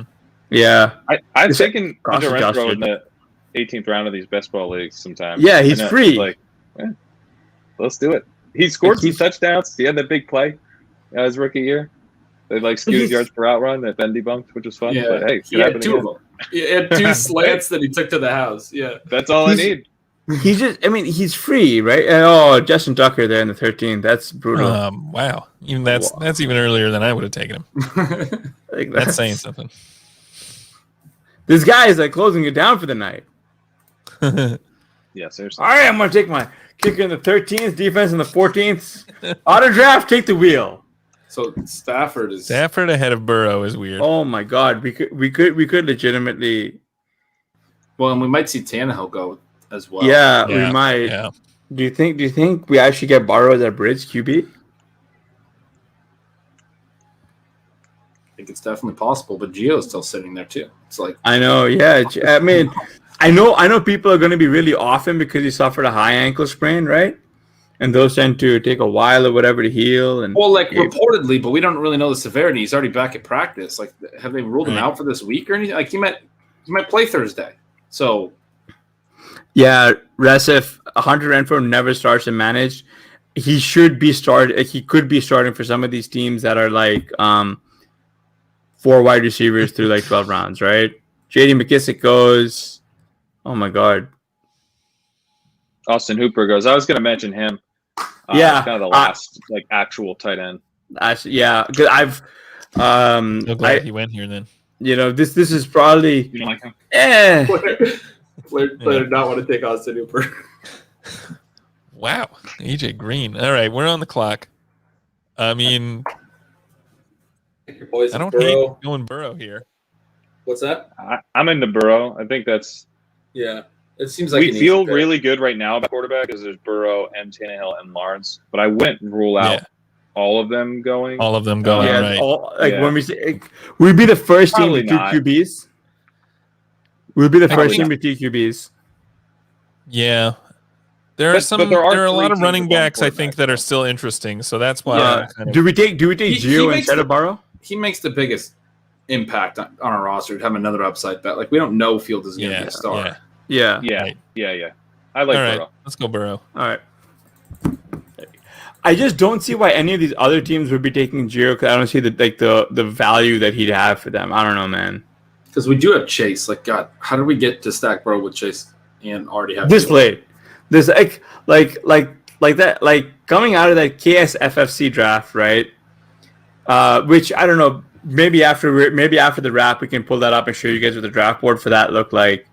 Ramondre, I was hoping he would make it back around. Yeah, he was. That's a bit frothy for Ramondre, man. I mean, I don't think know. it's right where his ADP is. Yeah, it's Honestly, like where it goes. Yeah. Yeah, but this draft has been so nice. The other one that is really falling because I guess they claim Royce is Chuba Hubbard, who was going in the 10th Chuba. constantly. Yeah, It's not, he's like, like really middle great. of the 13th now. Yeah, it's not really. So great. even this is kind of a decent value for him if he Yeah. makes it. Michael Dubner asked a really good question about Latavius. Oh, there you go. There goes Joe Chuba. Thoughts on Latavius? Not sure where he goes in FFPC, but he's like in the 17 plus on DK lately. Now we're getting a pretty healthy discount on him. Should run a potentially early season in front of Tony, get tournament leverage on teams that don't have him that early, right? Actually, Michael, I like that idea. I believe Sean Payton did come out and say whatever his name is like the RB2, the whatever that guy is. Yeah. Yeah, well, I mean, yeah, whatever, man. Like, but this is kind of why I was saying AK-47 really has a chance to be like the RB1. Like, there's a very real possibility he goes 1,000 this year. My favorite part of this build is getting to hear Blair and Hassan's gross running back takes. This is going to be really fun, Pat. Like, I don't It know is what nice they're going to go running back early and then still structure it in a way where we just get to hear all the gross running back takes. I just want to hear all about like all these guys, how they're going to be so good. It's good. I'm so excited. It's I great. am not Um, into Tony Jones so much, but yeah, I'm not interested in Tony Jones. I am interested in another guy. or Latavius. Oh, yeah. I'm definitely leaving this believing at least one of the guys that we take is running for 1,000 yards after this point. I don't know who he is yet, but you guys are going to convince me of at least one. It probably would have been Chuba, right? It might have been, but he has such a weird name, man. Chuba. What kind of, no one with that name is going to run for 1,000 yards. Huh? A defense already? That's aggressive. Washington? Them? Man, So what are you guys? What are we sweating here? Are you hoping for Gio come back? I'm sweating. Yeah. I'm starting Gio, I I think think. Gio would be pretty nice at this value. I mean, It is I pretty was wild. thinking about him Guy. in 12. Yeah. The He was other my best running back in 12. Tampa Bay team defense goes. What a draft. Wow. Wow. So team 1 or 2 failed to start the kicker run, but team 12 starts the defense run. The other guy who's kind of a value here is Gainwell. Lipinski, yeah, you're right, man. I'm actually bitching at myself for not being more aggressive. For not being more aggressive on him. There goes Lawrence. Yeah, there goes Lawrence. So we're But looking at Tannehill Gio. still sits out there, which is really, really kind of interesting. All right, I think it's Gio's because he's unvaxxed, right? Who went? Tannehill. Oh, Tannehill Yeah, did Tannehill. go. Oh, yeah. So You Gio. want Gio? Yeah. Let's do it. I think he's a smash pick in the 14th round. What the fuck is happening? And You to guys- the question, You guys are gonna Somebody go asked- back to your main. yeah, when are you starting Gio I mean, over honestly, Rojo? maybe The week thing is, 1 because we get to see on who scores Thursday more we points. might. Yeah. Yeah. All We're three of our starting- running backs right now are playing in the Thursday night game. So, Also, like, dude, like, there's so much we don't know about this season. I mean, I love Ronald Jones. They could start playing Fournette ahead of him. Giovanni Bernard could have a bigger role than we think, where he's getting like all the hurry up stuff, and they're actually giving him carries in the hurry up situations. And if they get down to the goal line in hurry up situation, they don't take him off the field. Like, it's a lot we're going to learn. We do know that they're going to have completely different roles. It's not a handcuff situation. It's not. They they're gonna do- have separate roles within the offense. they do rack up the rushing expected points and the receiving expected points to the running backs, if only because it happens to be a really prolific offense that generates quite a lot of high scoring leverage positions. High scoring situations for running backs. So you can see a world where you can actually start both. And that's kind of how these 0 RB teams tend to pan out. Is by the end of it, we're just starting 4 guys, 3 of them coming off waivers. Yeah, it that's just is one of actually, those things. That's crazy about doing these builds is how often I've actually found that we are starting, We're just running. running Out of the backs, 14th, Four what running is backs. going on? which is like The such a- defense run is crazy, guys. It's like a home league. Do we Yes. get a waiver run after Thursday Night Football? We do, right? on So, Sunday. like- Yeah, Theoretically, Sunday morning. we could end this draft with 3 running backs. And I'm not saying we're going to, but we could let those 3 running backs play Thursday night and decide if we wanted to pick one up before Sunday. Yeah, Theoretically. you're right. absolutely. Yeah, we just have to draft like a pretty we still draft a legal roster, like starting roster. Yeah. But that's about the only constraint that we have. So it's just one of those. Jameson Painter, how much should TBD get a boost from the look ahead? None. I don't think any of I don't know what the hell's going on here in the 14th. There's like a run on defense here that shouldn't be happening. But I don't know, guys. Someone help me out, man. Tampa Bay D should get a boost from the look ahead to an extent, but I 14th still wouldn't be round? No, I wouldn't take him in the 14th round. But I think Uh, I would certainly be like they would be like a defense you could talk me into in like the 18th round, which you'll never get him in. But Yeah. but I do think that look ahead, in some ways, it's even better for a cheap defense. It just happens that the Dallas defense is not really even that interesting with the look ahead, and Tampa Bay is too expensive. so we do need at least one more wide receiver, I think, and I'm going to start thinking a little bit about tight ends here. Komet and Ertz are gone, sadly. I mean, there's a wide receiver here Let's that see. I love. The wide receivers here that I love. So getting one of them would be nice. Tight end. Where are you guys at on? We talked about Croft, but where are you at on the other guy that's getting a little steam in Juwan Johnson? Don't hate it. I put Johnson right behind Croft in my rankings. I mean, he could easily be another guy that's a stud.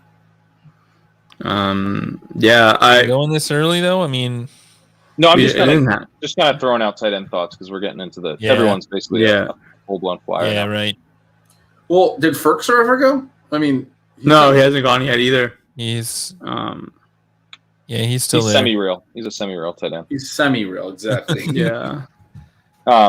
And someone was saying that Croft's a real tight end. I don't think Croft is a real tight end. I think he's semi-real. Semi-real, yeah. Yeah. So the other tight end we could pick up is Blake Jarwin and play the Thursday night game. Oh, that's a good point. Ooh, that's a really good point. Yeah, I like. Oh, Jalen Yeah, Reagor, that's I the was guy who I thinking of wanted. him. Ah, Right. Yeah. I was When- thinking he might. He's going on like the 14th. Yeah, but I gotten used to us just sort of getting everyone that we wanted. Well, we can still take Hamler as our 9th receiver. Right? Eighth receiver, I think, right? No, we have a. Oh, yeah, we do. No, not at all. Wow, I cannot count. Oh. Then we could probably wait a little bit on wideout. Oh, no. That's like the earliest I've seen him go. Yeah. Except in drafts where I've taken him that early.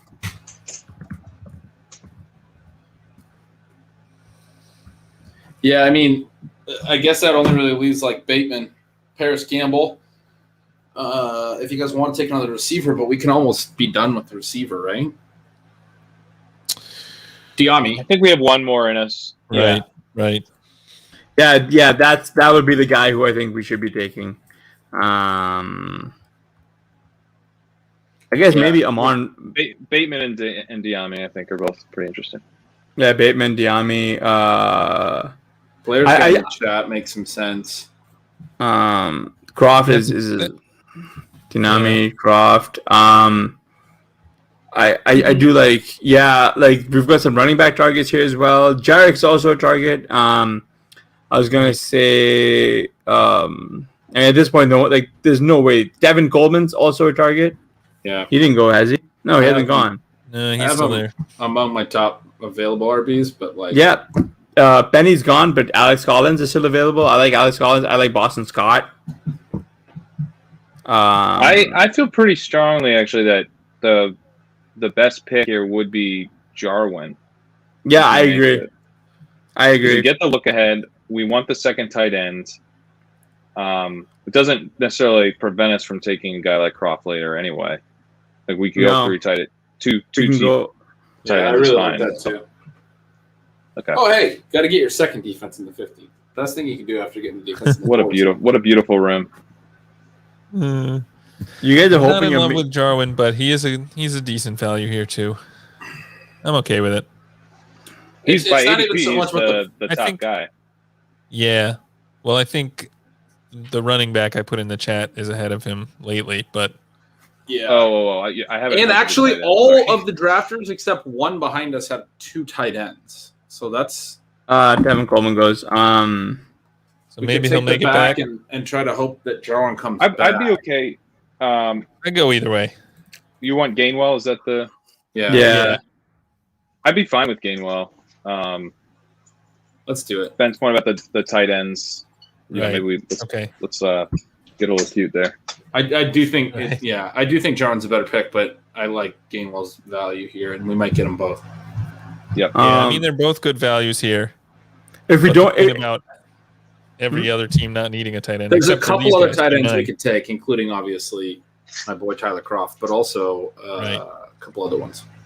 If we don't get Jarwin, we've also got Tyler Croft, we've got Ferksler, we've got Jawan Johnson. You guys Jawan mentioned. Johnson, yeah, but also Pat Freiermuth, I didn't even want to say his name, but that's Sean's dude, Freiermuth, and I'm kind of liking. I like so it's a lot. I know. It's pronounced Phil Hellmuth. Phil Hellmuth, yeah, that's right. So it's what did Pete say the first time? Pat Fryer. Phil Hellmuth. So, yeah, speaking of Pete, he did just email us saying that he is picking up his 3rd supercar for the night. So this is what happens, folks, when you're living off that influential life. I do like there are a few guys. I do think that we should consider like closing this thing out like Rashad Bateman or some shit, but like it's hard to like convince, like it's hard to say that out loud because we've got 8 other wideouts. So I don't know if I want to like bait in any of these guys. You know, like I almost feel like if I could go back in time, I wish we could have position right now. I think to miss on a target. Yeah, I would. We don't really have to take the 9th. Our 8 are just so good. Yeah, like Rashad Bateman might be the guy who we just will have to cut to waivers, so it might not be worth it to us. I've been like in general in these arguments been on the pro taking the 9th side, but there is also the texture of the team where we have Jamar Chase, Rondale Moore, Terrace Marshall. So the 3 rookies already there's the potential for, us needing to want to get some more points into the lineup, and having a guy on Bateman who's literally on IR might actually be a cut for us. I agree. So, Yeah, that's the issue. I wouldn't be opposed to taking him, but I think it's probably. I think I would probably rather take maybe a Paris Campbell, and then that we were talking about earlier. Yeah. Straight up, I think I would prefer. Oh, he autoed Jarwin. What the hell? Oh, man. Jarwin. Hang Can on. you scroll down? Wow. Can you scroll down? Wait, Are these guys on auto Yeah. now? Darrell Williams. My God. Crazy. I He's on think auto, that then I would maybe- straight up prefer the other rookie wide receiver we've been discussing over Bateman. Oh, Diami. Yeah, I mean, I agree. But then For this build or just in general? Oh, I don't know if for this build he Oh, makes I mean, sense. with Diami, with Bateman on IR, I think Diami, as someone who has the possibility of scoring points early in the season. Yeah, Interesting. I'm really kind of off Campbell on this build because he feels like a guy who we're just gonna waiver away. If only because he's probably just not gonna do much for us, unfortunately. And if he's look, man, if Paris Campbell sinks us, I don't know what to say. There's no if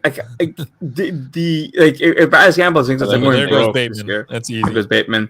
Is Ferkser I don't care about him at all, but is he a really good ADP value at this point? What's going on with him? Yeah, I don't know. Yeah, Ferkser. No, He's middle of the 15th. He's in a so yeah, little timeshare. bit. People aren't. He's basically gonna do what We're all on these the clock now. guys are gonna do on 60% of the routes or whatever, and people are gonna hate it. But We're on There the goes clock. Jarek. There goes Jarek. I like Diami, obviously. I'm not sure Freyermuth makes it back if we want him. He probably will, but he might not. I think we take a tight end. I think we take it. here. I think- honestly have a strong preference. I think we go tight end, running back, kicker, defense, and close it out, right? Okay. Yeah, Freemuth is great. Let's do it. Freyermuth? Yeah. Yeah. Yeah. Diami probably makes it back to us. Yeah, that's kind of what we're doing with Diami because we're just gonna hope that. I mean, you guys are seeing the room, right? So we're just really hoping that we just makes it back. But I don't know if it makes sense for us to completely punt running back here, right? We only have 4 picks. There are only so many. Would you trade for Murray, Pitts, and Dallin and give away Ryan Fitzpatrick, Keenan, J-Rob, and Higbee? Would I no? Actually, do you guys want to discuss this trade offer? If only because the room it's you don't think you do that? You don't think you? I think I might do that. I think he's saying no, he doesn't want to discuss a trade. I don't know. I would, but that's a different story. So I guess. Sorry, all that New York. Yes. I do feel bad with a New Yorker, but I would do it. I don't think I would be looking at maybe Justin Jackson, Salvan Ahmed, Did David Johnson get drafted? Yeah. Yeah, he went. Oh, okay. Hey, Rendon Dye, hit me up on Twitter, please, at HR5010. I can respond to that. You got Tua. I honestly when the 80 when people are this far off of ADP, I feel like I get a lot worse. Brian mentions he said $200 Croft outscores Freyermuth. I think that if we were cranking purple, yeah, I think we'd want to go Croft for sure. Yeah. Meaning we don't have Hawkinson and maybe we've got Gronk and we've got, Gesicki. And so it's adding a third guy to the mix. I think Croft is definitely the archetype there. But if you have Hawkinson, I think, to me, it's kind of a coin flip. I don't really see – because you're hoping Freyermuth emerges over the course of the season. Right. And it becomes a big hit. Probably outscores him in most scenarios. It's not a It's not a bet I would take either, but I have Freemuth ranked higher than Croft, and I wanted who claims Tyler Croft's the second coming of Rob Gronkowski. Freemuth is a guy who we can easily cut for the flavor of the week running back, if that makes sense. Oh, Tyler Croft got drafted. Babyface killer. But seriously, he's in the chat. Yeah, but serious anti Johnson. But seriously, if you guys really don't get that that joke, just pull up a picture of Tyler Croft and look at his face. Seems like it is a fairly simple joke there. Yeah, he also looks like one of the just I don't know, man. Like every baby head doll, I guess would be the way I describe him. I will probably say like there's going to be like I'm really happy with us going Fields and Burrow, if only because we're not going to be really scrounging around, if that makes sense. We've got our bridge, we've got our stack. For running back, I almost wonder if doubling up with Boston Scott makes sense. Like catching all, like we'd be essentially fading Hurts, his running production, and we'd also be fading Miles Sanders. And I don't know about you guys, but I'm really heavy on fading like Miles Sanders. Like I think I've got like 2% Miles Sanders this year. So if he buries me, like okay, he buries me.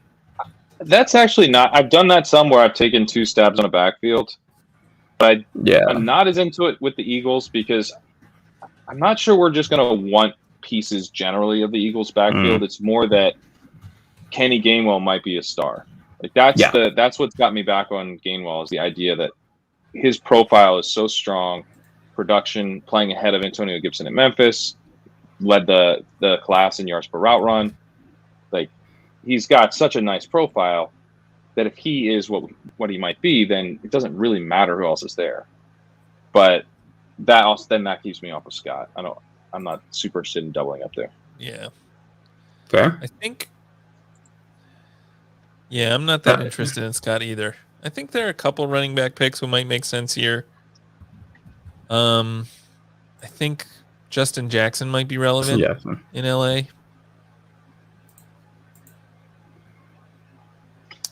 Yeah, there's also, the wide receiver we talked about before. If De'Ami comes back. Right. If he comes back, he's the pick, right? He'd be the pick for me. Yeah, he'd be the pick for me too. Yeah. Then we can just live with like any of the rookies busting or Michael Gallup not emerging or like anything else that goes wrong that could go wrong, right? Right. Very good question, Jake. I don't know why that team didn't take a third defense. I think they realized a little late you can't flex these things. Yeah, that's right, Andrew. Jackson did return to practice. No one has reported on it yet. I think part of it is just malaise about, as we head into the season. It's kind of irrelevant. He's still on the roster.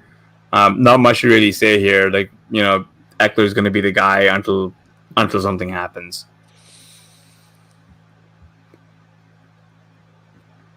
Yeah, the coaching staff is still high on him as a number 2 behind Eckler, but again, like I mentioned, Eckler's still kind of the guy there. Not Randall Cobb here. I almost wish that we could be like, I don't know, playing something, because like these guys are used to seeing everybody else battling it out in these very difficult main event drafts, and we're offering them boards where they're seeing like 7 defenses go in like the 14th. Well, Davis Maddox just sent me a start of Eckler, Antonio Gibson, James Robinson, Mark Andrews, and Logan Thomas in the main event. So they're not all great. That's not his start, to be clear. That's a start he's observed.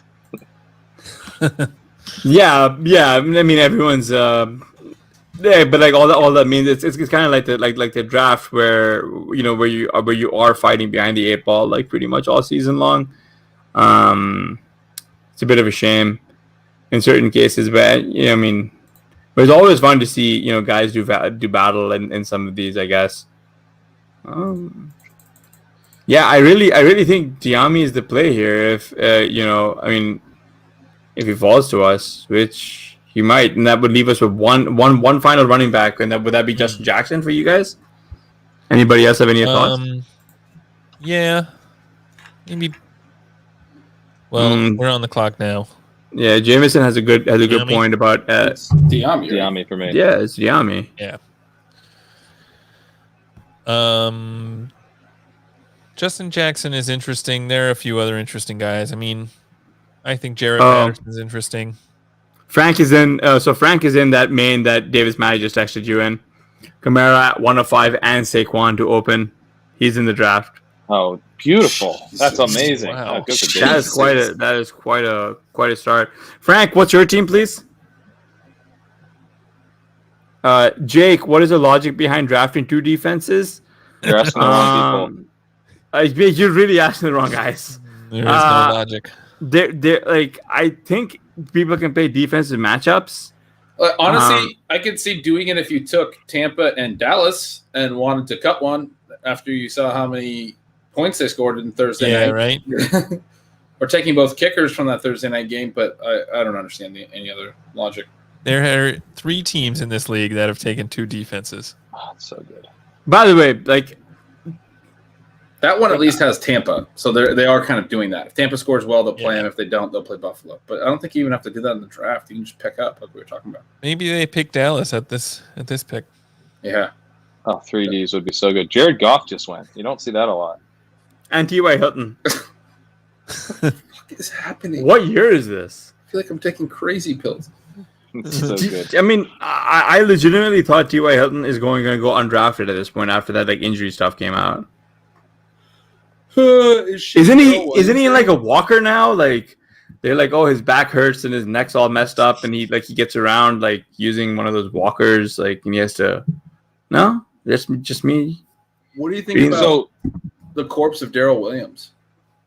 Darrell Williams is long gone. I'm also not He's into been taken. Are That's you like just asking Damien. what we think about him? Damien No, and Darrell are gone. Oh, Darrell went 1601. Got it. All right, I Penny and Alex have one Collins? interesting suggestion, Mhm. and I have one Let's hear it. disgusting suggestion. The Let's hear interesting it. suggestion is Jamar Jefferson, Yeah, I like that. because we're going to get more information, and we could just throw him back on the Wednesday run. But Yeah. like by Wednesday, we might have a pretty good idea of what Swift's deal is.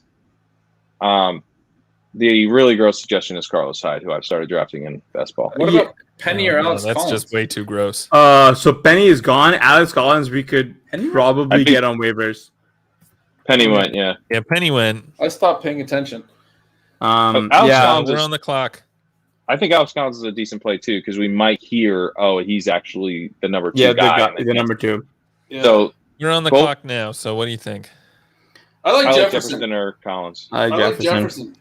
I like Jefferson as Jefferson. well. Yeah. I'm definitely Because good we with have that. so many Thursday night players, Yeah. and that's a guy that could actually play a little bit this Yeah. first game if Swift's not right. And like to Pat's point, we might find out by Wednesday. If not, we got him. But Okay, so who the hell is Chris Evans? he's a Bengals guy, rookie. Yeah, he's a Bengals pass catching rookie, 6th round. Dog, the season starts in like 5 days. I have never heard of this guy. Like I would take Carlos Hyde straight up over Mr. America. I don't know, man. Oh my gosh. I'd rather have almost anyone I've never heard of over Carlos Yeah. Hyde. No. There's a chance they're good. Coaches love giving Carlos Hyde touchdowns. Yeah. You exactly. Your will to live erodes pretty drastically every time you draft Carlos Hyde onto your roster. If James Robinson, There you misses go. a game Look at this that year- guy. He's in the draft. He took Carlos Hyde. If James Robinson Dude. misses a game this year, Carlos Hyde will have like an 80% snap count. It's Yeah. going to be ridiculous. And he's going to have less rushing production than Laviska Shenault. That's just That's how it also goes. That's also true. He's going to have like 3.1 yards per carry. Yeah, no, you guys are right. Yeah, I have no idea. Like, I am telling on myself. I don't know who Chris Evans is. I haven't played any or much preseason DFS. Not any. I lost a little bit, but yeah, I haven't played much. I haven't paid much attention here. It really is on me because I've got like other late round like running backs that I've been like hammering, and that includes Kenny Gainwell, a little bit of Boston Scott. I'm really into Jared Patterson, who's someone who I think we might want to pick up on waivers, depending on what happens. Like Jamar Jefferson for Jared Patterson could be a pretty fair trade. So Yeah, they he just usually is getting picked though. in this room. Maybe not. You guys have thoughts on kicker or defense? Panthers probably as like our defense and like kicker. Let me look up the matchups. So Yeah, I mean Zerline would make sense because it's Thursday night. Right. Because couldn't we cut him? Mm-hmm. He sucked, but he probably won't make it back. Yeah, he might not. Yeah, I like that call. Suck I do like that. God. Yeah, the Panthers are my low key defense. Who are the kickers in Cardinals Titans? Say that again. The kickers for the Cardinals and the Titans. Prater is the The Cardinals Cardinals kicker. is Prater. Cardinals are Prater, right? Is he still available? Yep. That's got the highest over under of the week, I believe. That's Denny Carter's guy over at NBC. Yeah, Where do they play? they play at Arizona, at Tennessee. No, Browns Chiefs has the highest total because of the news of Odell being like 100% go. Oh, Malcolm Brown ahead of Salman Ahmed. That is tough. Yeah, you guys are yeah, that's probably right. You guys are gonna make me buck break me into taking Chris Evans here down the stretch on in my best ball leagues. As we're going through into the final stretch, like, I see him keep going, and I really got to figure it out. So Who he is? well, not just who he is. I really needed some people who are sharper than me to tell me to start doing it. Like I had no idea he existed until today. What's the name of Captain? Oh, is that what people were saying? Captain America? Is that the guy's name? Yeah. Chris Evans. Yeah, Chris Evans. Oh, The I actor, just yeah. put that together, literally right now. My wife loves that guy. Yeah, he's a very, very, very handsome human being. Yeah, she doesn't like scary movies, but she watched this movie with me,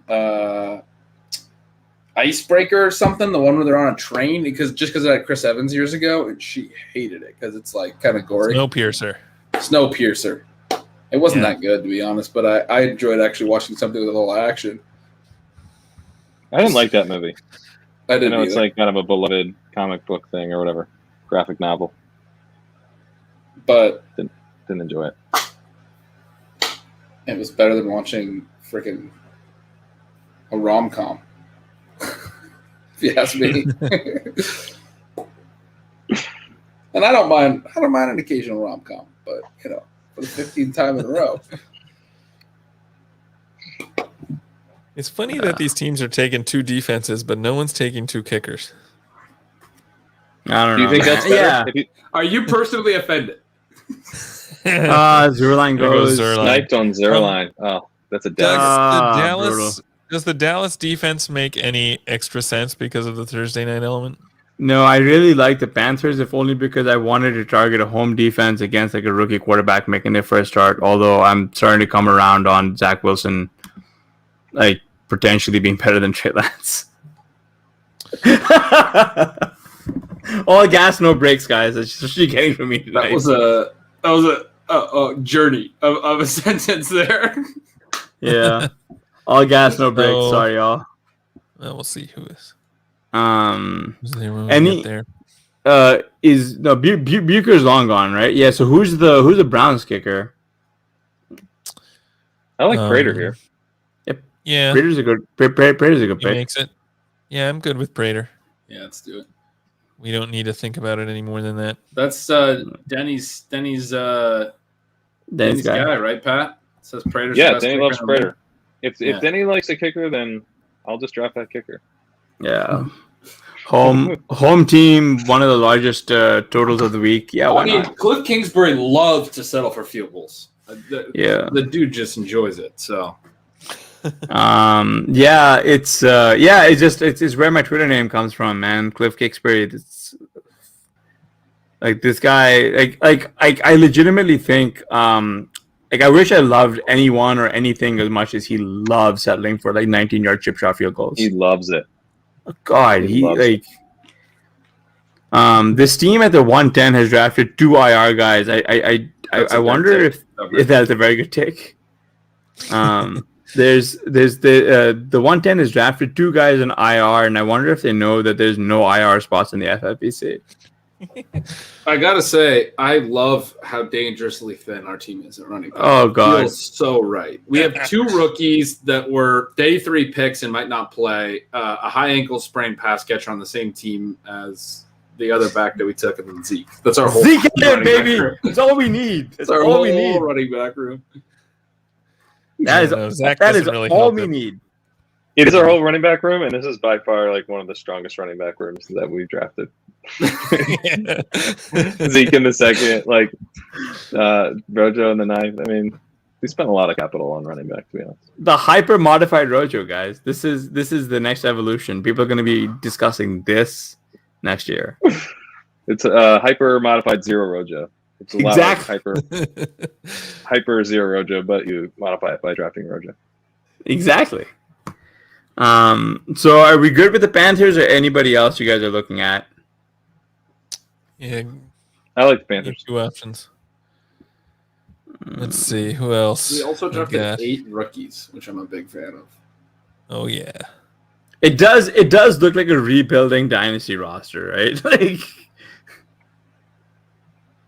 Yeah, Frank. Not much can go wrong, but also A lot could go wrong. I mean, look. Like I think our like the real fear is like our RB2 spot, but we'll have that peak we had with like Rojo and Gio. We can probably waiver away Jamar for Jared Patterson if needed and just start him. It's gonna be a fun season. Like it really is gonna like this is a really, really fun team to sneak in under the wire before you guys keep hitting these mains. This is a lot of fun. It feels good, and I have a really strong feeling that some of these teams that are very running back rich are either going to completely log out, and that's like we're gonna have to be a little bit stricter with like probably warning the commish about that because we have lost a handful of games to seeding to teams that just completely throw in the towel and like don't have starters, or we're going to be seeing a lot of running back value hit the waiver wire for us, like where we just are, where we're going to, I guess, for lack of a better word, diamond hands our wide receivers. Blankenship. I'm extremely mad here, Andrew, in the chat. Thought of this before me. Oh, yeah. Oh, Hero Rojo. Rojo. Yeah, Hero Hero Rojo. It was right there. Oh. It was right there. Could have gotten there. Andrew got there first. Well done. Ooh, Salvan Ahmed. There he goes, man. That's a good pick. Right. Well, Carolina's still there, so Carolina's still there. I guess that's the pick. Yeah, I wrote an entire article that said Carolina's the late defense to take in every one of your drafts. I don't think Hassan actually read it based on what he's saying, but no, I'm just I just came to the same conclusion. No, I'm actually hoping people go back and watch our KSFFC stream, if only because you laid out the entire discussion there. So I'm assuming a lot of the chat's already seen that. Maybe so I'm hoping that they've seen it. I don't know why I'm so tired. Well, that's it. That's all she wrote, folks. One of you guys want to read it out? Name, guys. Go for it. Go for it. Ben, read it off. All right.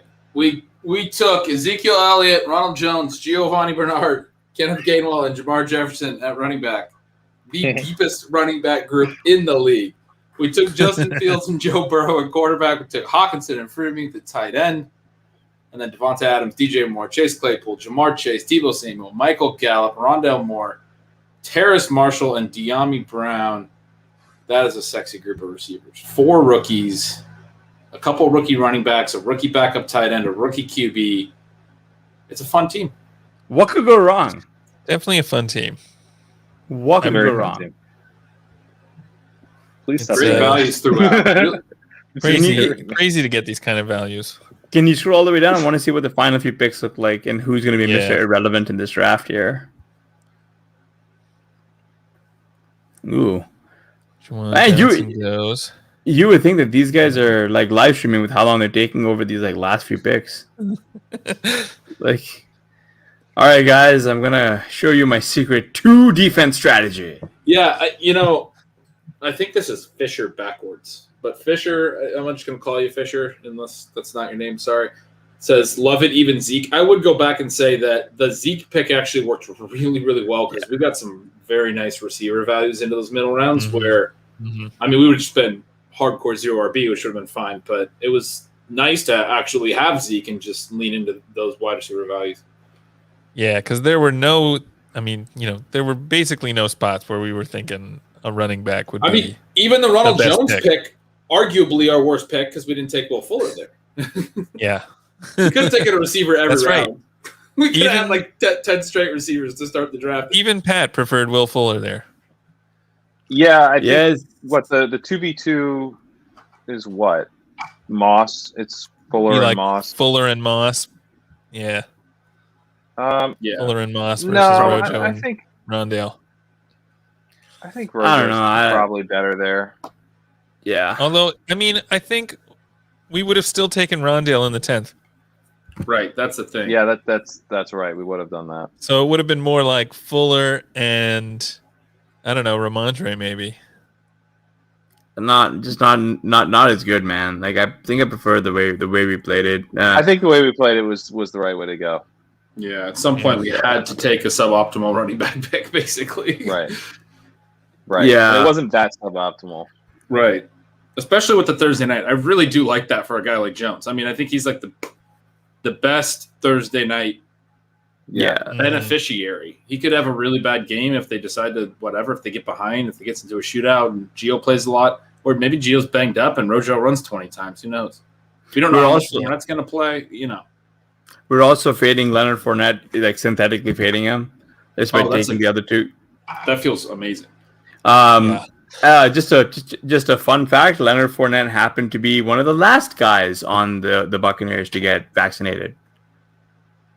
So which apparently is a real issue because Brady had COVID and Bruce Arians none too thrilled with the fact that this running back they almost cut in the regular season is the last to get vaccinated. So keep an eye. And there you have it, folks. We're wrapped up. A pretty nice, crisp. Listen, just as a quick reminder, we will be hanging out Sunday nights recording. Feel free to join us in the chat. Ask us questions. Feel free to tilt. Again, Ben, Pat, Blair, please, plug your stuff. And thanks to the FFPC to making this happen. Yes, Ben writing the amazing newsletter Stealing Signals. If you're not subscribed already, you're definitely doing fantasy wrong. It's just one of the best resources for getting your head around. Well, can I say the same thing about the wrong read? Because Blair's writing the wrong read over at Rotoviz. And then are you going to be doing the 0 RB column in season again, or what are you doing in season? Oh, yeah. Yeah. Yeah, I'm doing 0 RB. I'm doing expected points stuff. So, yeah, we'll got a full slate of stuff coming out in season. Awesome. And you can catch both Pat and Hassan at NBC Sports, right? So, nice roster they're building over there. Pat has had the awesome running back series lately. I mean, yeah. I only do shows with people that are incredibly smart, so. I will say a couple things people might my not role. be aware of at NBC. I'll have a new article coming out on Fridays, like a preview article for the week. And then we're bringing back the Sunday show where we have everyone who watched all the games come on and talk through it. So I'll be hosting that every Sunday night. And I think Hassan might be joining me for some of those to talk through the game that he covered and talk to every single guy who covered a game. We go through it all and add that additional context right there on Sunday night. Cool.